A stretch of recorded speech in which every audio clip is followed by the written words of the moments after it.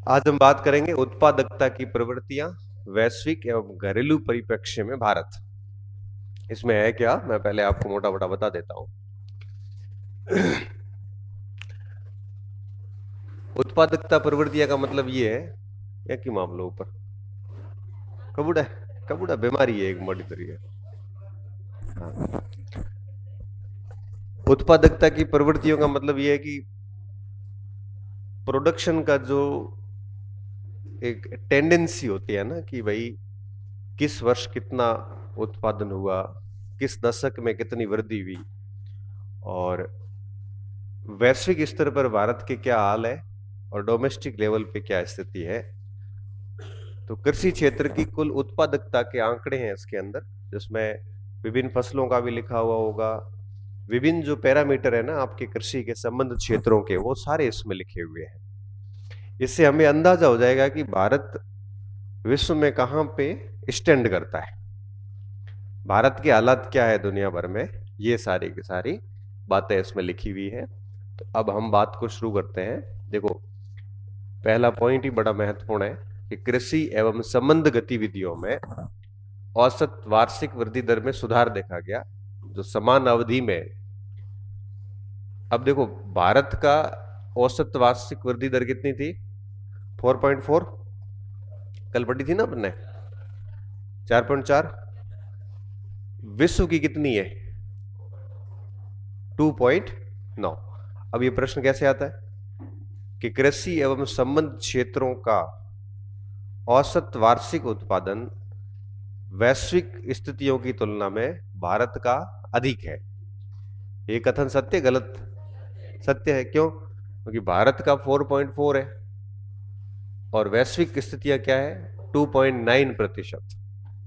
तो दुनिया भर का कृषि एवं उसके जो एलाइड सर्विसेज है, एलाइड जो आपके सेगमेंट है, संबंध क्षेत्र, एलाइड एरिया कह सकते हो आप, उनका 2.9% है। और विश्व का कितना है? 2.9। और भारत का कितना है? 4.4। इसका मतलब क्या हुआ कि दुनिया में कृषि के मामले में भारत बाकी देशों की तुलना में थोड़ा अधिक ग्रो कर रहा है। क्या कारण है? कारण ये है कि ये पूरे विश्व के आंकड़े हैं। तो विश्व में कई देश ऐसे हैं जहां कृषि की हालत बहुत खराब है, जैसे ऑस्ट्रेलिया वगैरह, वहां खेती का बहुत कम मामला है। तो सभी का भाग जाता है ना, तो औसत अपने आप ही डाउन हो जाता है। जैसे अपन तापमान पढ़ते हैं, तो हम पढ़ते हैं कि विश्व का औसत तापमान 15 डिग्री सेल्सियस है। फिर हम कहेंगे हमारे भारत में तो 40-45 से नीचे ही नहीं आता। लेकिन औसत करेंगे तो फिर उसमें अधिक कम वाले सारे जुड़ने के बाद में जब भाग जाता है, तो औसत अपने आप ही डाउन हो जाता है। समझ में आ रही बात? इसलिए औसत नीचे आ जाता है।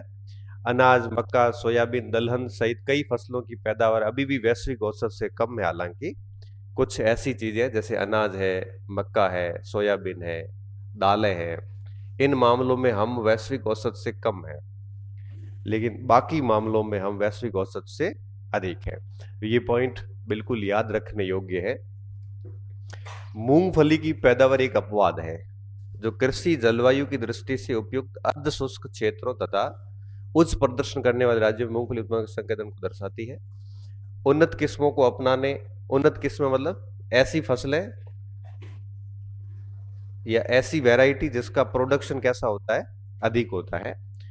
कुछ क्षेत्रों में दो फसल चक्रों की उपलब्धता, तिलहन फसलों पर निरंतर नीतिगत ध्यान देकर विशेष रूप से गुजरात, कर्नाटक, तमिलनाडु ने मिलकर उत्पादकता में उल्लेखनीय वृद्धि में योगदान दिया। देखो, ये पॉइंट क्या कह रहा है कि गुजरात, कर्नाटक और तमिलनाडु, इन तीन राज्यों ने कुछ नए नवाचार किए।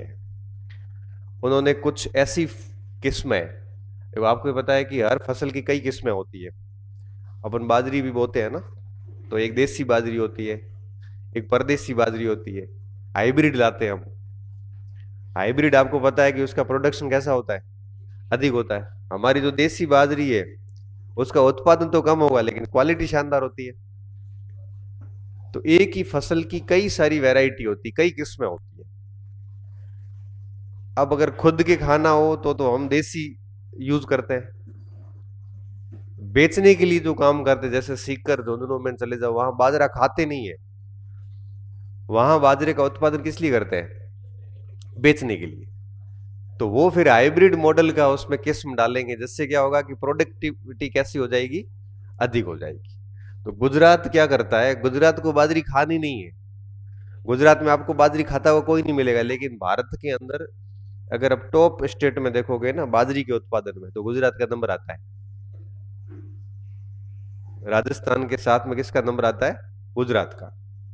राजस्थान में चलो खाते हैं हम लोग, मारवाड़ में बाजरा खाते हैं। आप उन लोगों को कहोगे ना कि हम सुबह शाम बाजरा ही खाते हैं, तो एक बार की तो उनको यकीन नहीं होता है कि आप सच में ही बाजरा ही खाते हैं। यार बाजरा खाना क्या बुरी बात है? लेकिन क्या है कि बाजरा हर किसी के डाइजेस्ट नहीं होता। बाजरा खाना सुबह शाम कोई मजाक नहीं है। वो उनको लगता है कि बाजरा केवल जानवरों का फूड है।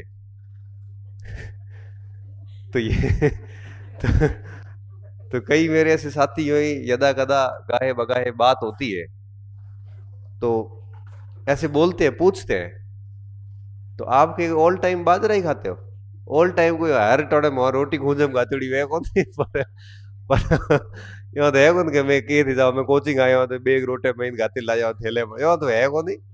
पर यो है कि सुबह शाम मोर रोटी मात जावा गाँव में वो तो बाजरी में खावा ही खावा। शहर में मार थोड़ी की बाजरी आटो छे को खारो है वो, तो थोड़ी दिक्कत वाली बात है। हर के दिन बाजरी रोटी, तो गाँव में तो हम बाजरी खाते हैं। गेहूं की रोटी तो हमारे ओकेजनली होती है, विभिन्न अवसरों पे फुल्का बनावे वो वे माथे कुटी जे हूं ले जाई तो हूं ले जाई यूं करे। तो वो बाजरा तो हम खाते हैं, लेकिन बाकी स्टेट में जो बाजरा होता है ना, उस बाजरे का उत्पादन करने का मकसद क्या होता है?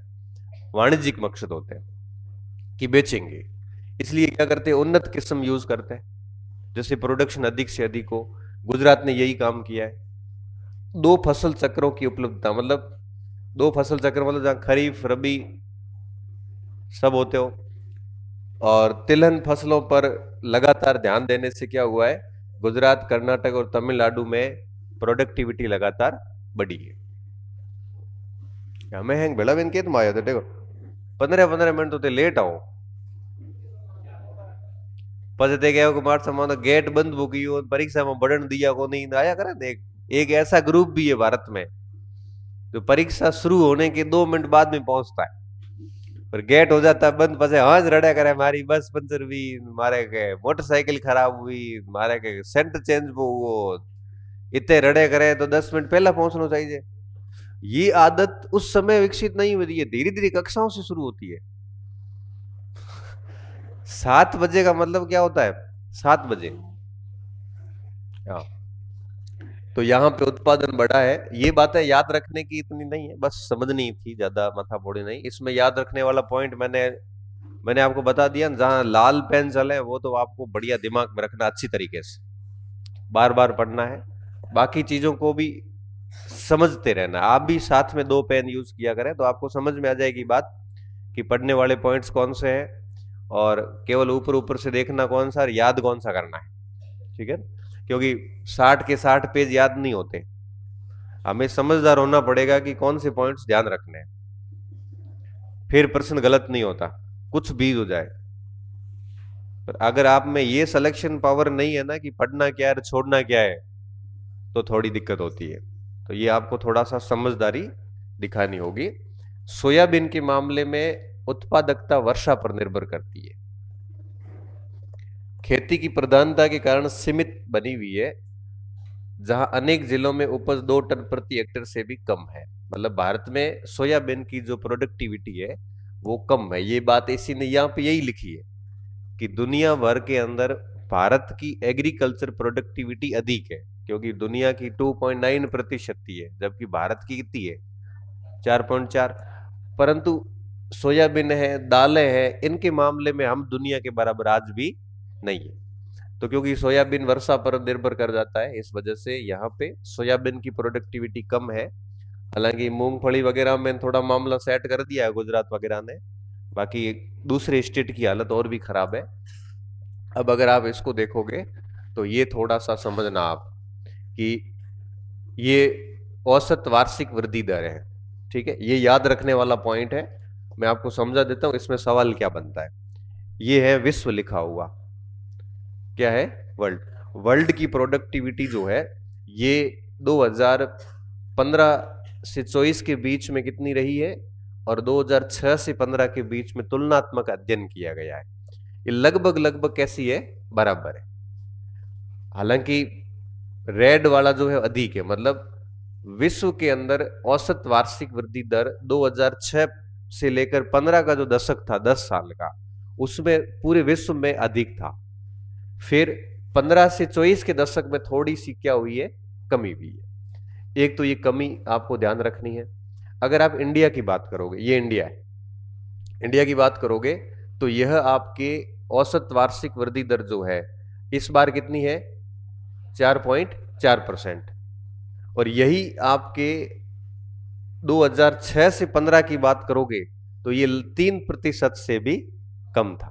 तो अगर आपसे अब क्या प्रश्न पूछा जा सकता है, सीधा सीधा सवाल आता है कि कृषि अर्थ क्षेत्र में औसत वार्षिक वृद्धि दर पिछले दशक की तुलना में इस दशक में अधिक है। यह कथन सही गलत है? पिछले दशक में 3% से भी कम था, ठीक है, और इस बार कितना है, 4.4%। ये पॉइंट आपको ध्यान रखना है। अगर आप चीन की बात करोगे तो चीन में ये कमी आई है। चीन में इस बार भारत के बराबर नहीं है। देखो, भारत का आंकड़ा 4.4 है, चीन का आंकड़ा 4.2 के आसपास है। बाकी सारे अगर आप देखोगे ना तो उसमें सबसे ऊपर आंकड़ा भारत का ही है इस बार। तो भारत का इस बार औसत जो कृषि है पिछले 10 वर्षों की करोगे तो ये ग्रोथ बहुत अधिक है इस बार। तो ये आंकड़ा आपको याद रखना है कि पिछले दशक की तुलना में इस दशक में ग्रोथ रेट अधिक है। आप इसको कैसे शॉर्ट में कैसे लिख सकते हो कि पिछला दशक, आप मुझे एक बात बताओ कि पिछला दशक अधिक था या ये दशक अधिक है? ये दशक अधिक है, तो आप इसको ऐसे कर लोगे और पिछला दशक, या इसको आप ऐसे भी कर सकते हो 2006 टू 15 और 2015 से 24, ऐसे लिख सकते हो आप इसको। तो आपको समझ में आ जाएगी बात। क्योंकि उस समय, क्योंकि अभी जब कोर्स खत्म हो जाएगा तो उसके बाद में आपके दिमाग में आए ना आए, तो अभी से आप थोड़ा हिंट लिख लोगे ना कि इस समय ये अधिक रहा है और ये पहले कम था। तो 2006 से 15 की जो औसत वार्षिक वृद्धि थी वो कम थी, 3% से भी कम थी, और 15 से 24 की वार्षिक वृद्धि अधिक हो गई है। ठीक है, ये एक तो ये ध्यान रखना है।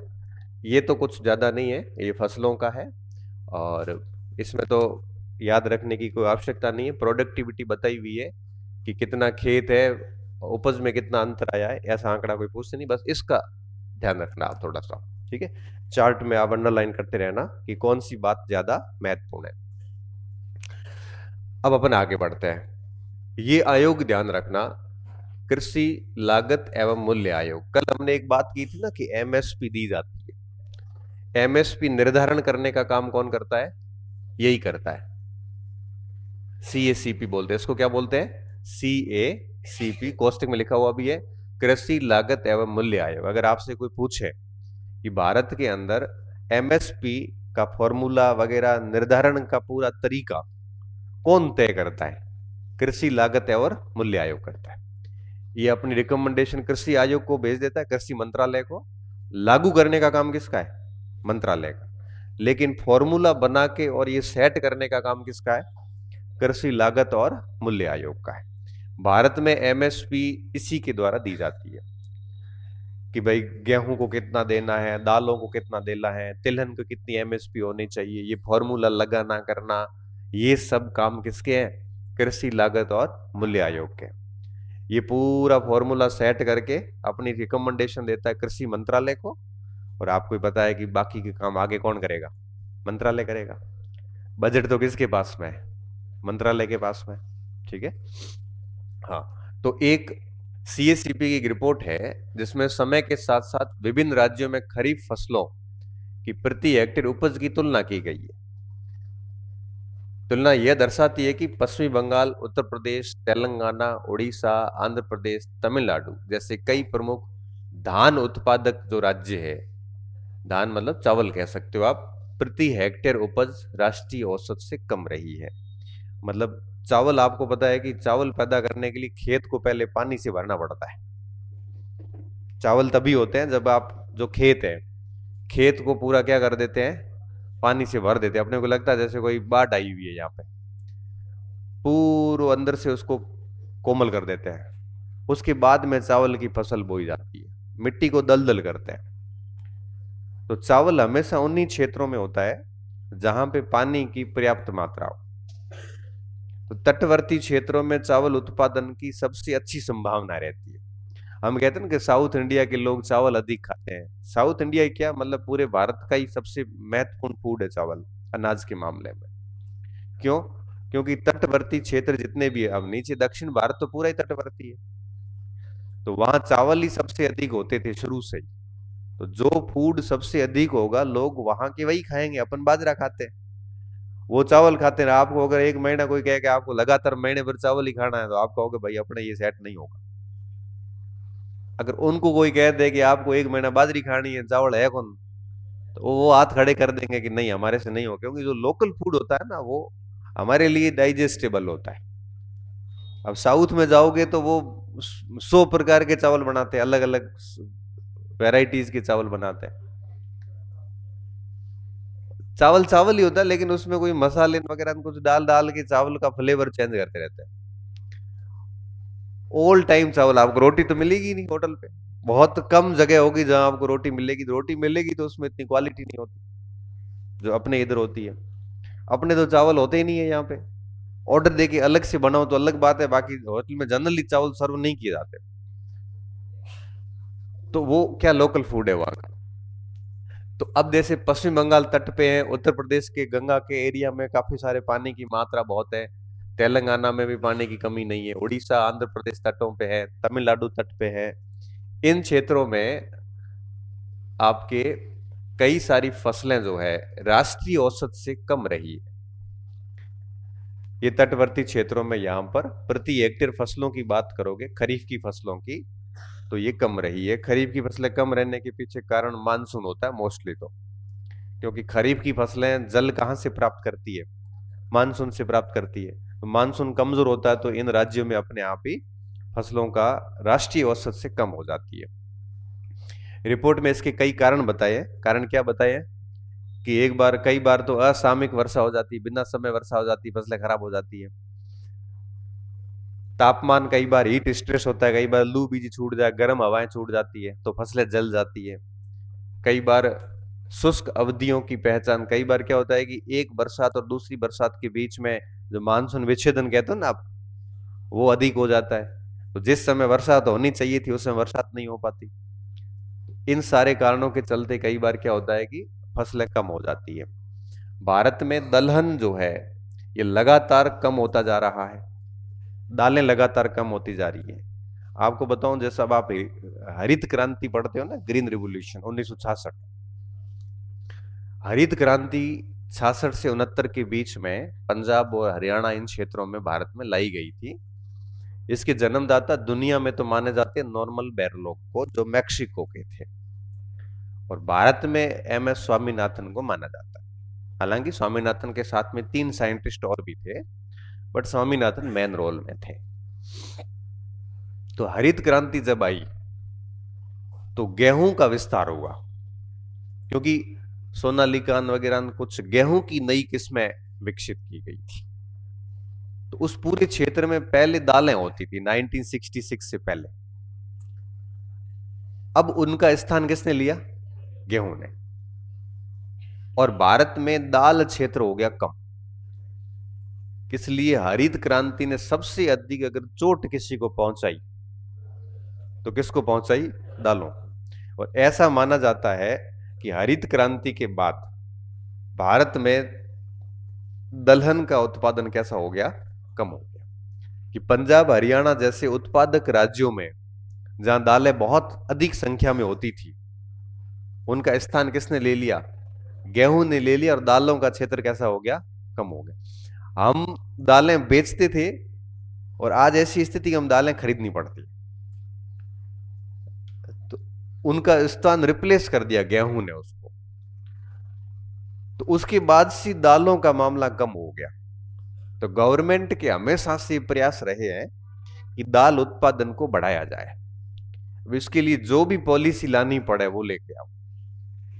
हरित क्रांति का सबसे बड़ा लॉस दालों को हुआ, और दूसरा लॉस हुआ मनुष्य के स्वास्थ्य को,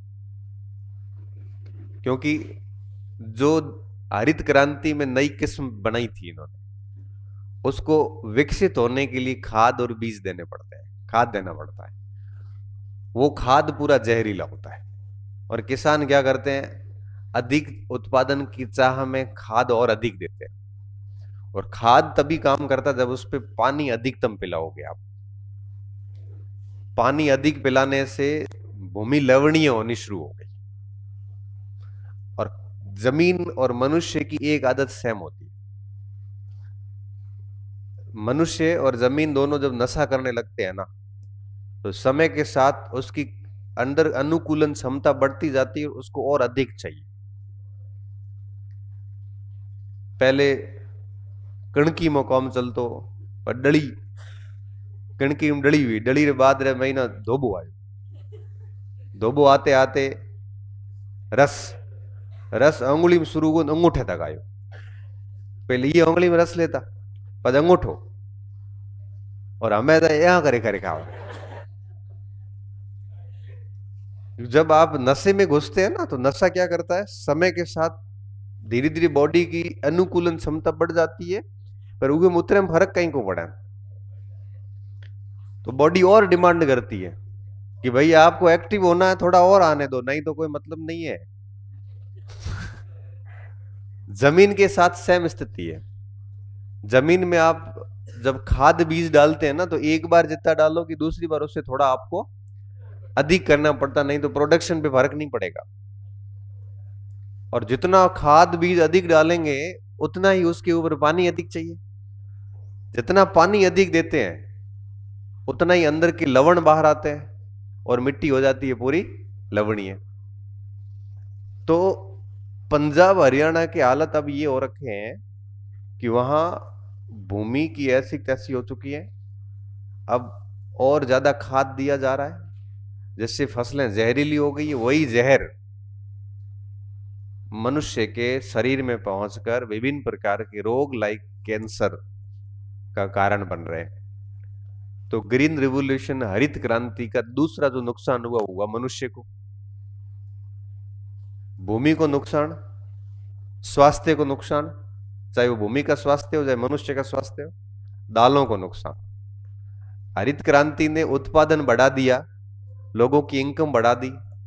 अब वहां इनकम जोरदार आने से लोगों ने पंजाब में नशे पत्ते शुरू कर दिए।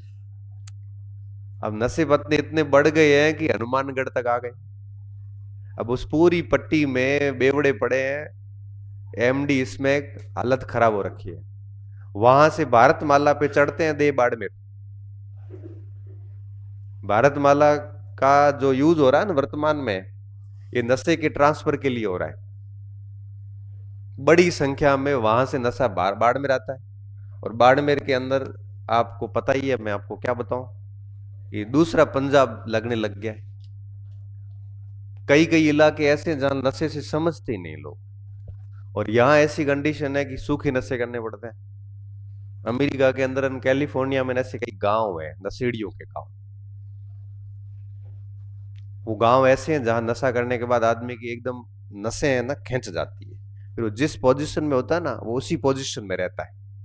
जैसे मान लो इस पोजीशन में, तो ऐसे ही रहेगा वो, 3-3 4-4 घंटे ऐसे रहेगा। लड़के लड़कियां औरतें आदमी सब, पूरा गांव नशेड़ी है। वहां से अच्छे लोग चले गए, कौन माथा पुड़ी करेंगे हम डेली की। वो नशेड़ी नशेड़ी वहां भरे पड़े हैं। और सूखा नशा नहीं मिलता जो मैक्सिको से सप्लाई होता है उनको। इसलिए डोनाल्ड ट्रंप ने कई बार कहा कि मैक्सिको के ऊपर हम दीवार बना देते हैं, नशा आएगा नहीं अंदर। फिर वो इंजेक्ट करवाते हैं नसों में, नसों के अंदर नशा इंजेक्ट करवाते हैं इंजेक्शन से। और सारे यंग एज के बच्चे, बूढ़ापा तो उनका आता नहीं है क्योंकि वो पहले चले जाते हैं। तो ये सारा का सारा ग्रीन रिवॉल्यूशन के एक साइड इफेक्ट है, क्योंकि व्यक्ति के पास नेचुरल इनकम होती है ना, धीरे धीरे मजदूरी करे कमावे, वो आदमी चाह पीण में होता है कि मोटी तीन कोई नहीं पियो, बे कोई पियो, खोंड इंसान महंगा हुआ रहा, हकीकत है ये। लेकिन अगर बहुत अधिक पैसा आ जाता है, तब व्यक्ति या तो अय्याशियां करेगा या नशे करेगा। ये दो काम पक्के, दो में से एक काम तो 100% करेगा, और दोनों एक दूसरे से जुड़ी हुई होती है। मेहनत से जब कोई काम होता है तो वो व्यक्ति पैसे को बहुत सोच समझ के खर्च करेगा, कि सब चीजें देखता है, क्योंकि मेहनत से पैसा थाना कहे हुआ है कि ये काम है, आपको ये काम करना है, आपको 500 रुपए मिलेंगे। अब आपने वो काम करके 500 रुपए कमाया ना, तो आप 500 रुपए उड़ाओगे नहीं, तय बात है। थाना यहाँ कोई 20,000 रुपया के थाना डेली यहाँ दे दिया 20-30,000 रुपया, तो थाना ध्यान है 20 रुपया क्या करना है, बस लियो पुड़े ने पूरा दिन है क्या करो, पूरा दिन भी कोई काम नहीं। ए तो जर्दो हरदो तो ही ठीक है, हमें तो जर्दो ठीक लागन मंडियो में तो ए हीरोइन ने एमडी ने स्मैक ठोके नहीं यार, मोना दीठा वे लाल आंखें आंखें बाहर आवे, तो डोला बाहर आवे, ए जो नशो करे वो पत्ती में करे तो ए डोला बाहर आया करे, तो एकदम इतु ताकत लागे कि हैं आंखें बीच बाहर आवे हुए, शक्ल देखते ही पता चल जाता है कि ये ड्रग्स लेता है। और एज कितनी पता है, 18 से लेके 30 के बीच के सारे। 30 के बाद न तो सहन होता है, न उम्र बचती है, क्योंकि इतना कर करके मर जाते हैं, क्योंकि महंगा भी तो बहुत आता है। और ये सारे केमिकल है, हार्ड केमिकल है, लवण है पूरे के पूरे। गटर साफ करो ना पे, गटर जो साफ करते हैं ना जो केमिकल से, उस हार्पिक वगैरह वो भी उसमें डाले हुए होते हैं। हार्पिक तो ठीक है, एसिड आता है ना जो नमक का एसिड, वो तक उसमें डाला हुआ है। एमडी की फैक्ट्रियां पकड़ रहे हैं ना, 2-4 फैक्ट्रियां पकड़ी इन दिनों बाड़मेर में, ये सारा उस लवण से बनाते हैं, उससे भी खतरनाक वाले लवण उसमें डाले जाते हैं, वो नशा ये लोग करते हैं। ये सारे के सारे साइड इफेक्ट जो है वो ग्रीन रिवॉल्यूशन के बाद शुरू हुए। अब अपन ये नहीं कह सकते कि हरित क्रांति के कारण ही आया है, लेकिन हाँ ये एक कारण है कि पंजाब के अंदर इनकम इतनी बढ़ गई ना यार, एक हेक्टेयर में 70-70 बोरी गेहूं होना, एक हेक्टेयर में 70 बोरी गेहूं का मतलब समझते हो, सीधा लाखों की इनकम हो गई इनके, करोड़ों की इनकम एकदम पयो आयो, बस गाड़े थार गाड़ियों में भी खर्च कियो, घर बनाया, लास्ट बड़े पयो घोड़ो आन मटी उसके करे। अब स्वास्थ्य की हालत खराब हो गई। तो ये सारी चीजें हुई दलहन में। सबसे पहली जो चोट दलहन के साथ हुई थी वो हरित क्रांति में भी। ये प्रश्न कई बार आता है कि हरित क्रांति से कौन सी फसल को लॉस हुआ, कौन सी फसल को, दालों को, और फायदा किसको हुआ, गेहूं को। ठीक है, ये दलहन की प्रति हेक्टेयर पैदावार विभिन्न राज्यों में लगातार क्या हो रही है, कम हो रही है, जिसका कारण स्थायी टेक्नोलॉजी, इंफ्रास्ट्रक्चर है, जलवायु संबंधित बाधाएं हैं। देखो किसी भी फसल का उत्पादन कम होता है तो आपको 2-4 कारण सभी के समान रूप से याद रखने हैं। एक तो ये जलवायु, मानसून तो मेन कारण है। इसके अलावा गवर्नमेंट की नीतियां वगैरह, जैसे किसी का एमएसपी कम कर दिया तो भी उत्पादन कम हो जाएगा, आपको पता है। तो ये कुछ कॉमन चीजें होती है। तो अब आपको क्या ध्यान रखना, मैं आपको बता देता हूं। एक ये ध्यान रखना है, ये कम वाले सारे याद रखने हैं, किस किस का कम हो रहा है। तो आपको एक तो ये याद रखना है कि विभिन्न राज्यों में ये धान जो है, धान का उत्पादन कम हो रहा है। और किसका कम हो रहा है, दलहन का उत्पादन कम हो रहा है। ये समझ में आ रही बात आपको? सारी चीजें नहीं रटनी है, थोड़ा दिमाग लगाना है कि उत्पादन कम किसका हो रहा है, धान का, और किसका हो रहा है, दलहन का। क्यों हो रहा है ये आपको पता है। उत्पादन कम क्यों हो रहे हैं तो आप इजीली कह दोगे कि क्यों हो रहे हैं। अगर आप आसाम से सोचोगे ना भाई, आप अपने खेत पे जाओ, खेत के अंदर अगर बाजरा ग्वार कम हो रहा है तो आप उसका कारण बता सकते हो कि मानसून सर सही नहीं आया, हवाएं छूट गई थी, कीड़ो पड़ गयो, या फिर उसमें एक बारिश और दूसरी बारिश के बीच में गैप ज्यादा आ गया, या असमय बारिश आ गई, या तापमान अधिक हो गया। ये सारी चीजें उत्पादन को क्या कर देती है, कम कर देती है। ये एक बहुत बेसिक बात है जो आप किसी भी फसल पर जाके अप्लाई कर सकते हो। इसके अलावा देखिए, अल नीनो ने भी, लाल नीनो, अल नीनो का भी इफेक्ट रहता है, वो भी हम समझेंगे। यहां पे देखना, नीति आयोग ने एक रिपोर्ट तैयार करी। नीति आयोग को हिंदी में क्या कहते हैं? राष्ट्रीय भारत परिवर्तन संस्था, ये नीति आयोग है। नीति आयोग ने 1951 से लेकर 2024 की अवधि में बताया गया कि 27 बार अल नीनो आया है। कितनी बार? 27 बार अल नीनो आए हैं। 1951 से लेकर 2024 तक भारत में अल नीनो का इफेक्ट। अल नीनो समझते हो ना? अल नीनो क्या है? एक परिघटना है, एक फिनोमेनन है, जिसमें प्रशांत महासागर का तापमान बढ़ जाता है। प्रशांत महासागर के भी कौन से भागों में? पूर्वी भागों में औसत तापमान बढ़ जाता है। औसत तापमान बढ़ने से हिंद महासागर की पवनें किधर चली जाती है? प्रशांत की तरफ, क्योंकि वहां लो प्रेशर क्रिएट हो जाता है। इसकी वजह से भारतीय उपमहाद्वीप के अंदर मानसून कमजोर पड़ जाता है, जिससे हमारे अकाल जैसी स्थितियां उत्पन्न हो जाती है। इसे हम कहते हैं अल नीनो। समझ में आ रही बात? El Nino and law Nino दोनों के दोनों फिनोमेनन है, परिघटनाएं हैं। ये जलधारा ही नहीं है, ये क्या है? परिघटनाएं। भूगोल में एक शब्द आता है परिघटना। परिघटना का मतलब होता है ऐसी घटना है जो कभी भी किसी भी वक्त हो सकती है, जिसका कोई भी समय काल हमारे को पता नहीं होता। अल नीनो और ला नीनो दोनों को दोनों परिघटनाएं हैं। अल नीनो में तापमान बढ़ता है, ला नीनो में तापमान घटता है। इतना सही है। और दोनों घटनाएं प्रशांत महासागर से संबंधित है। अल नीनो की घटना होती है प्रशांत महासागर के पूर्व में, ला नीनो की घटना होती है प्रशांत महासागर के पश्चिम में। जब तापमान घटेगा तो वहां प्रेशर डाउन हो जाता है और लो प्रेशर बन जाता है, तो बारिश हमारी उधर नहीं होती, उस साइड हो जाती है।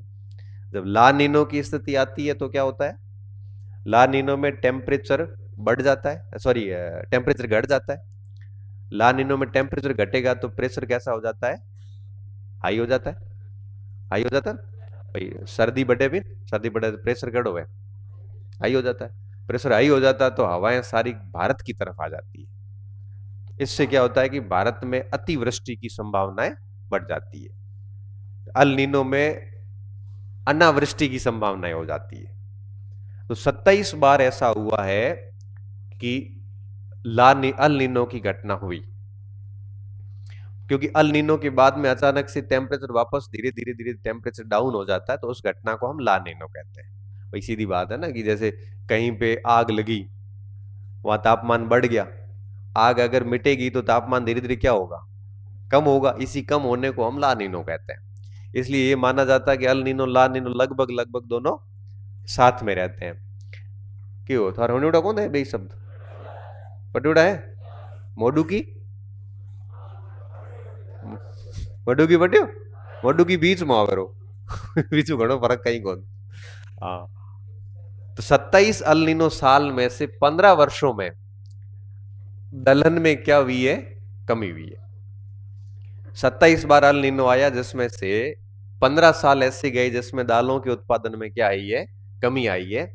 और उत्पादन में दलहन क्षेत्रफल, सॉरी क्षेत्रफल में भी कमी आई है और उत्पादन में भी क्या आई है?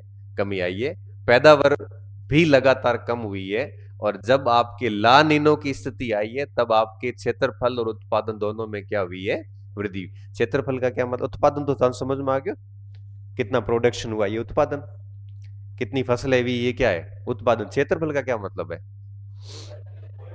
बोया गया क्षेत्र। भाई सीधी बात है कि ला नीनो जैसी स्थितियां होगी, बारिश ठीक होगी तो लोग बोएंगे भी अधिक, बारिश हो नहीं रही है तो लोग बोएंगे भी कम, तो क्षेत्रफल भी कम हो जाएगा। लेकिन ला नीनो में क्षेत्रफल और उत्पादन दोनों में क्या हुई है?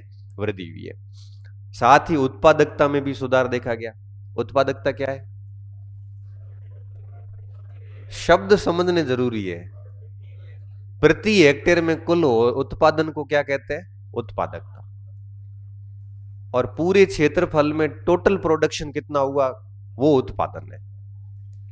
ठीक है, जैसे मान लो कि अपन ने एक उदाहरण, अपने घर का उदाहरण ले लेते हैं। अपन ने 2 एकड़ बोया, तो 2 एकड़ में मान लो 20 क्विंटल बाजरी हुई, तो उत्पादकता कितनी हो गई? 1 एकड़ की 10 क्विंटल। अब पूरे गांव में मान लेते हैं, पूरे गांव के अंदर जैसे मान लो 1000 क्विंटल बाजरा हो, तो ये पूरे गांव का क्या है? उत्पादन। और वो 20 क्विंटल जो अपन ने अपने खेत के अनुसार ज्ञात किया वो क्या थी? उत्पादन। अब 1000 क्विंटल पूरे गांव में हुआ। अब मान लेते हैं कि पूरे गांव में 100 एकड़ जमीन है, तो उत्पादकता कितनी हो जाएगी? 1000/100। प्रत्येक एकड़ में 10 क्विंटल उत्पादकता हो गई।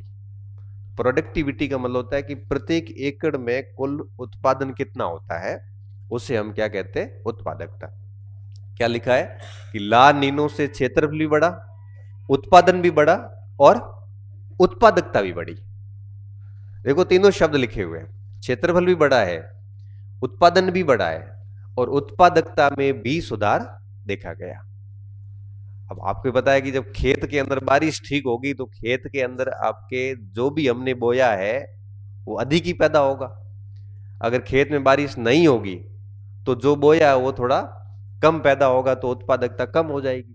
तो ला नीनो से पॉजिटिव, इसलिए हम लिखते हैं, हम जब जलवायु पढ़ते हैं ना तो हम उसमें बिंदु पढ़ते हैं कि अल नीनो के कारण भारतीय मानसून पर नेगेटिव इफेक्ट पड़ते हैं, उत्पादन कम हो जाता है। और ला नीनो पर पॉजिटिव प्रभाव पड़ते हैं, उत्पादन बढ़ जाता है, क्योंकि ला नीनो में थोड़ी समय से पहले भी बारिश आ जाती है। ठीक है, तो ये पॉइंट आपको ध्यान रखना है। मध्य प्रदेश और गुजरात दलहन के शीर्ष उत्पादक है, ध्यान रखना। दलहन सबसे अधिक कहां पे हो रही है? मध्य प्रदेश और गुजरात में हो रही है। और अन्य राज्यों की तुलना में यहाँ पैदावार अधिक होती है। इसका मुख्य कारण क्या है कि इन राज्यों की जो कृषि और जलवायु है वो दलहन के लायक है, तो इसमें याद रखने की जरूरत है नहीं, इसको केवल इतना ही याद रखना है। और ये थोड़ा देख लेना, अल नीनो ला नीनो का पता ही है आपको, इसमें लिखने की ज्यादा जरूरत है नहीं। एमपी की, मध्य प्रदेश के अंदर आपको पता है काली मिट्टी बहुत है। काली मिट्टी उन क्षेत्रों में होती है जहां पर आग्नेय चट्टानें होती है ना। टिटेनिफेरस तत्व की चट्टानें होती, लोह वाली। काली मिट्टी में कौन सा तत्व होता है? लोह तत्व कौन सा? टिटेनिफेरस होता है। मिट्टी पड्डी, हमें मत क्या, पड्डी कौन? पड्डी कौन? कोर्स में है की पड्डी कौन थे ना, भगवान शोकुन मार समेत मार हाथ नहीं लगाई वास्ते ये किताब रहे पढ़ाई है। आपको ये भी नहीं पता गया पाठ पढ़ाया गया, पढ़ाया कौन? नहीं, मृदा आपके कोर्स में नहीं है? नहीं है, मतलब कोर्स में है कौन तो भी ईंच पढ़ाई है दोनों, ईंच समझाए लिखा है कौन? हाँ तो ठीक है। और बीच में क्या है कि वो यदा कदा कहीं उल्लेख हुआ तो थोड़ा समझा दिया होगा, ऐसे कहना चाह रहे हो? अलग से आपको जैसे जलोढ़ मिट्टी वगैरह अलग से इसकी विशेषता आपको नहीं पढ़ाई थे, आप पहले क्लियर हो जाओगे, पढ़ाई कि नहीं पढ़ाई? पढ़ाई है, लिखाई है, लिखाई नहीं है तो थानों किया याद हो, लिखाएड़ो याद को है, हुणाएड़ो कदे याद है? हुणाएड़ो थानों खाली बातों याद है, मैटर थोड़ी याद है। इतना हमारे समय थोड़े होशियार, हाँ हाँ गलत उम्मीद नहीं बांधने के चलो कोई नहीं, इधर देखो। मध्य प्रदेश के अंदर क्या है कि आपके मध्य प्रदेश में दालें वगैरह अधिक क्यों होती है, उसके पीछे कारण बताया है। यहाँ पे काली मिट्टी है, तो काली मिट्टी से चना मसूर ये सारी दालें जो है वो आपके अधिक होती है। और नमी भी है यहाँ पे, पोषक तत्व भी काफी ठीक ठीक है। तो किसी भी क्षेत्र में कोई फसल तभी होती है जब उसकी अनुकूल जलवायु हो और अनुकूल मिट्टी हो, क्योंकि फसल क्या मांगती है? एक तो मिट्टी, एक जलवायु, ये दोनों अनुकूल होगा तभी वहां पे वो फसल हो पाएगी। जैसे मैं अपन पढ़ते हैं कपास, कपास को क्या चाहिए?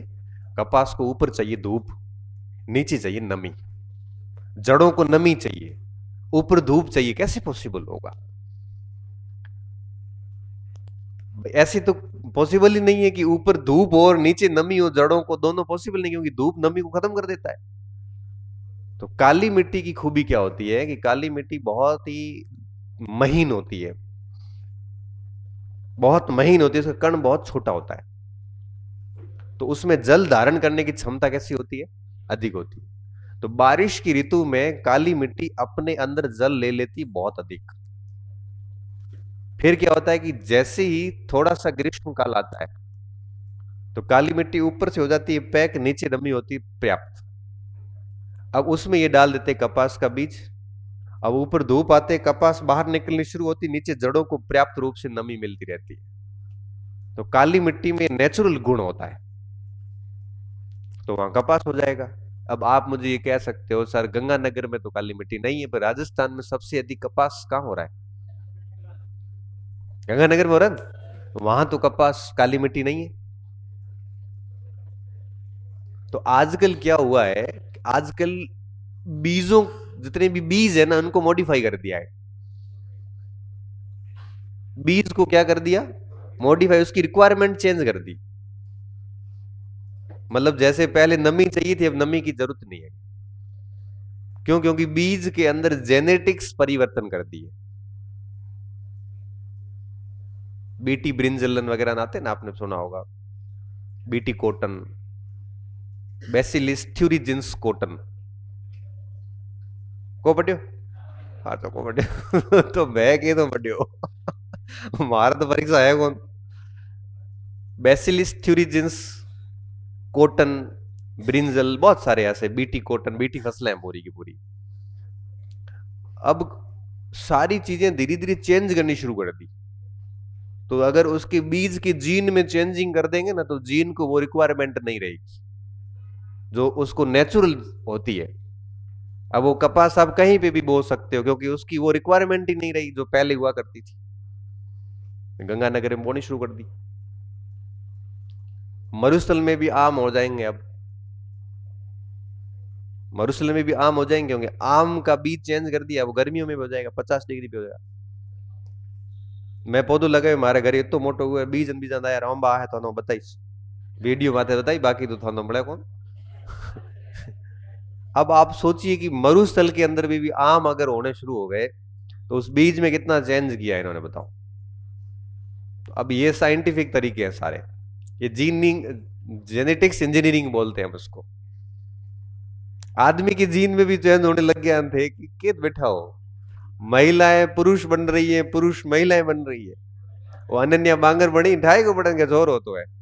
बाड़मेर में एक एड़ो बने हुए, ध्यान नहीं को पढ़ने के पे लड़को हो तो बाड़मेर, वो तो ईद बापड़े कपड़ा पहरिया 2 घंटा वास्ते कह रहा बड़ियो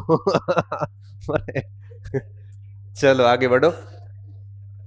गुजरात के क्षेत्रों में भी दलहन की किस्म का समर्थन करते हैं।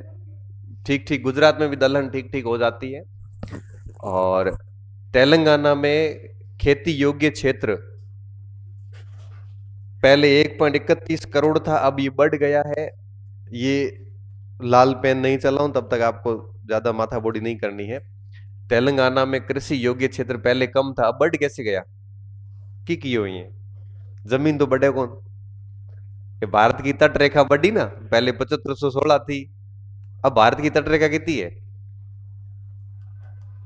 हम्म भारत की कोस्ट लाइन कितनी है? 11,099 किलोमीटर थे। पढ़ो कौन रे टाबर, आखिरी को पढ़ो दे दो। तट रेखा कितनी है? 7516.6 नहीं है, चेंज हो गई है। और आज थोड़ी हुई है, 2023 में हो गई है। ना मार ठाक मन मार लिखायो कौन लिखाइडो है को लिखायो? कोस्ट लाइन ऑफ इंडिया अब चेंज हो गया है, अब आंकड़ा बदल गया पूरा। पहले तट रेखा 7516.6 किलोमीटर थी, अब तट रेखा जहां तक मुझे आंकड़ा याद है 11,099, मतलब 10,000 से ऊपर हो गई। फिर हर स्टेट की चेंज हो गई है। क्यों भी? मोदी जी कौन सी तट रेखा है कि मोदी जी यहाँ करे खांसते खांसते खांसते खांसते 75, सॉरी सीधी 15,000 है ले तट रेखा। एक बार भारत में टाइगर अचानक बढ़ गए, टाइगर पॉपुलेशन, टाइगर की गणना होती है ना 4 साल में होती है एक बार, बढ़ गई, एकदम डबल टाइगर हो गया। बीजेपी काल रही बात है। तो ध्यान पड़ी कि मोदी जी ने टाइगर कैसे बढ़ा दी, बाकी चलो ठीक है, मोदी जी ने ये कारनामा किया कैसे। तब पता चला कि टाइगर की जो गणना होती थी ना, उसमें जो शावक होते हैं वो काउंट नहीं होते थे। मोदी जी को ये नहीं, बड़ा काउंट करो, यही मोटा हो है दे दो। वो भेड़ा काउंट किया का संख्या हो गई डबल। बस इसी तरह से इन्होंने क्या किया, जैसे कोई द्वीप है, आइलैंड है, इस तरह से फैला हुआ है, है भेड़ो पूरा काउंट करो। पहले पहले सीधी रेखा काउंट होती थी, अब इन्होंने कहा कि पूरा अगर द्वीप आइलैंड ऐसे घुमा हुआ है तो पूरो पूरो काउंट करो। ऐसे काउंट किया, अंदर गए हुए द्वीप भी साथ में काउंट किए, तो भारत की तटरेखा बढ़ गई। वो तो कोई बात नहीं, बड़ी चुको तो बड़ी, पर थोना याद को नहीं, ए प्रॉब्लम वाली बात है। आप भारत देश के सजग नागरिक हैं।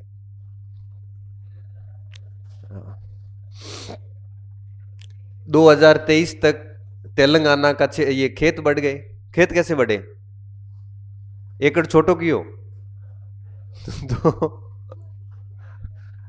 वृक्ष काटे, और क्या किया भाई, जंगल काट दिए, साथ में जो बंजर भूमि पड़ी थी उसको जोतना शुरू किया, तकनीकी उपचार करके उसको, उस जमीन को भी खेती योग्य बनाया। इस तरह से किया इन्होंने, दलदल क्षेत्रों में भी खेती करनी शुरू कर दी। समझ गए बात को, इस तरह से उपायों के द्वारा करते, जमीन तो बढ़ नहीं सकती। यह वृद्धि राज्य की प्रमुख योजनाओं जैसे कालेश्वरम लिफ्ट सिंचाई परियोजना, मिशन काकतीय, काकतीय वंश था उस समय तेलंगाना के अंदर, वारंगल जिसकी राजधानी हुआ करती थी। काकतीय वंश की राजधानी कहां होती थी, वारंगल, जो आजकल कहां पे है, तेलंगाना में, के कारण संभव हुआ। तो ये खेत, इसने देखो ये कहीं नहीं लिखा है कि पौधे काटने से ये 1.31 से 2.2 करोड़ हुआ, इन्होंने ये लिखा है कि हमने सिंचाई परियोजना लेके आए ना, तो लोगों ने अधिक खेती करनी शुरू कर दी, तो खेती योग्य भूमि बढ़ गई। सिंचाई सुविधाओं की उपलब्धता, फसलों की संसाधन संपदा के साथ सामंजस्य वगैरह के कारण ये सब बढ़ गया। इसमें याद करने जैसा ज्यादा कुछ है नहीं। ये थोड़ा सा धान की पैदावार देख लेते हैं और गेहूं की पैदावार देखते हैं। अब इसमें सबसे ऊंचा किसका नजर आ रहा है आपको, ये पंजाब। तो सबसे अधिक पैदावार गेहूं की, धान की पैदावार कहां पे हो रही है, पंजाब के अंदर। 23-24 की तुलना में तो कम हुई है 24-25 में, लेकिन पैदावार जो है वो पंजाब में अधिक है। और गेहूं की पैदावार देखिए, गेहूं की पैदावार में वापस आपको कहां नजर आ रहा है, पंजाब। ये प्रोडक्टिविटी है, ये क्या है, उत्पादकता, कुल उत्पादन नहीं, इसको हम क्या कहेंगे, ये उत्पादकता है। प्रोडक्टिविटी गेहूं इनकी किसकी है, अधिक है। ये हमेशा किलोग्राम हेक्टेयर में मापते हैं, एक हेक्टेयर में कितना किलोग्राम हुआ, देखो ये क्या लिखा है, साइड में देखो, किलोग्राम हेक्टेयर लिखा है, इधर भी क्या लिखा है, एक हेक्टेयर में कितने किलोग्राम हुआ, ये कहलाती है उत्पादकता। उत्पादकता को सिंपल भाषा में क्या लिखते हैं, पैदावार। कुल उत्पादन नहीं है ये क्या है, ये उत्पादकता है। उत्पादकता मैंने आपको कल भी बताया था ना, गेहूं की उत्पादकता अधिक कहां है, पंजाब में, लेकिन कुल उत्पादन अधिक कहां है, यूपी में। यूपी में कुल उत्पादन अधिक है, यहां पे उत्पादकता अधिक है। अब उत्पादकता देखिए आप, ये जैसे 5,000 हेक्टेयर में 5,000 किलो, 5,000 किलो मतलब कितना कुंटल, 5 कुंटल में 500 किलो हुआ है, 50 कुंटल हुआ। तो तारे मैं थोड़ी देर पहला ही तो कही था ना, मैं को एक कुंटल हेक्टेयर, हेक्टेयर में 50-50 कुंटल, 8-8 कुंटल गेहूं हुए, यही तो बात की थी। ऊंग मोह की बात है। कोई बात नहीं थे, समझ जाओ, धीरे धीरे धीरे धीरे थे ही खड़ा शुरू कर लिया। आपको कल ही तो समझ में आया है कि उत्पादकता और उत्पादन अलग अलग मामलों है। तो अभी ये दोनों पैराग्राफ किसके हैं, जो मॉडल किसके हैं,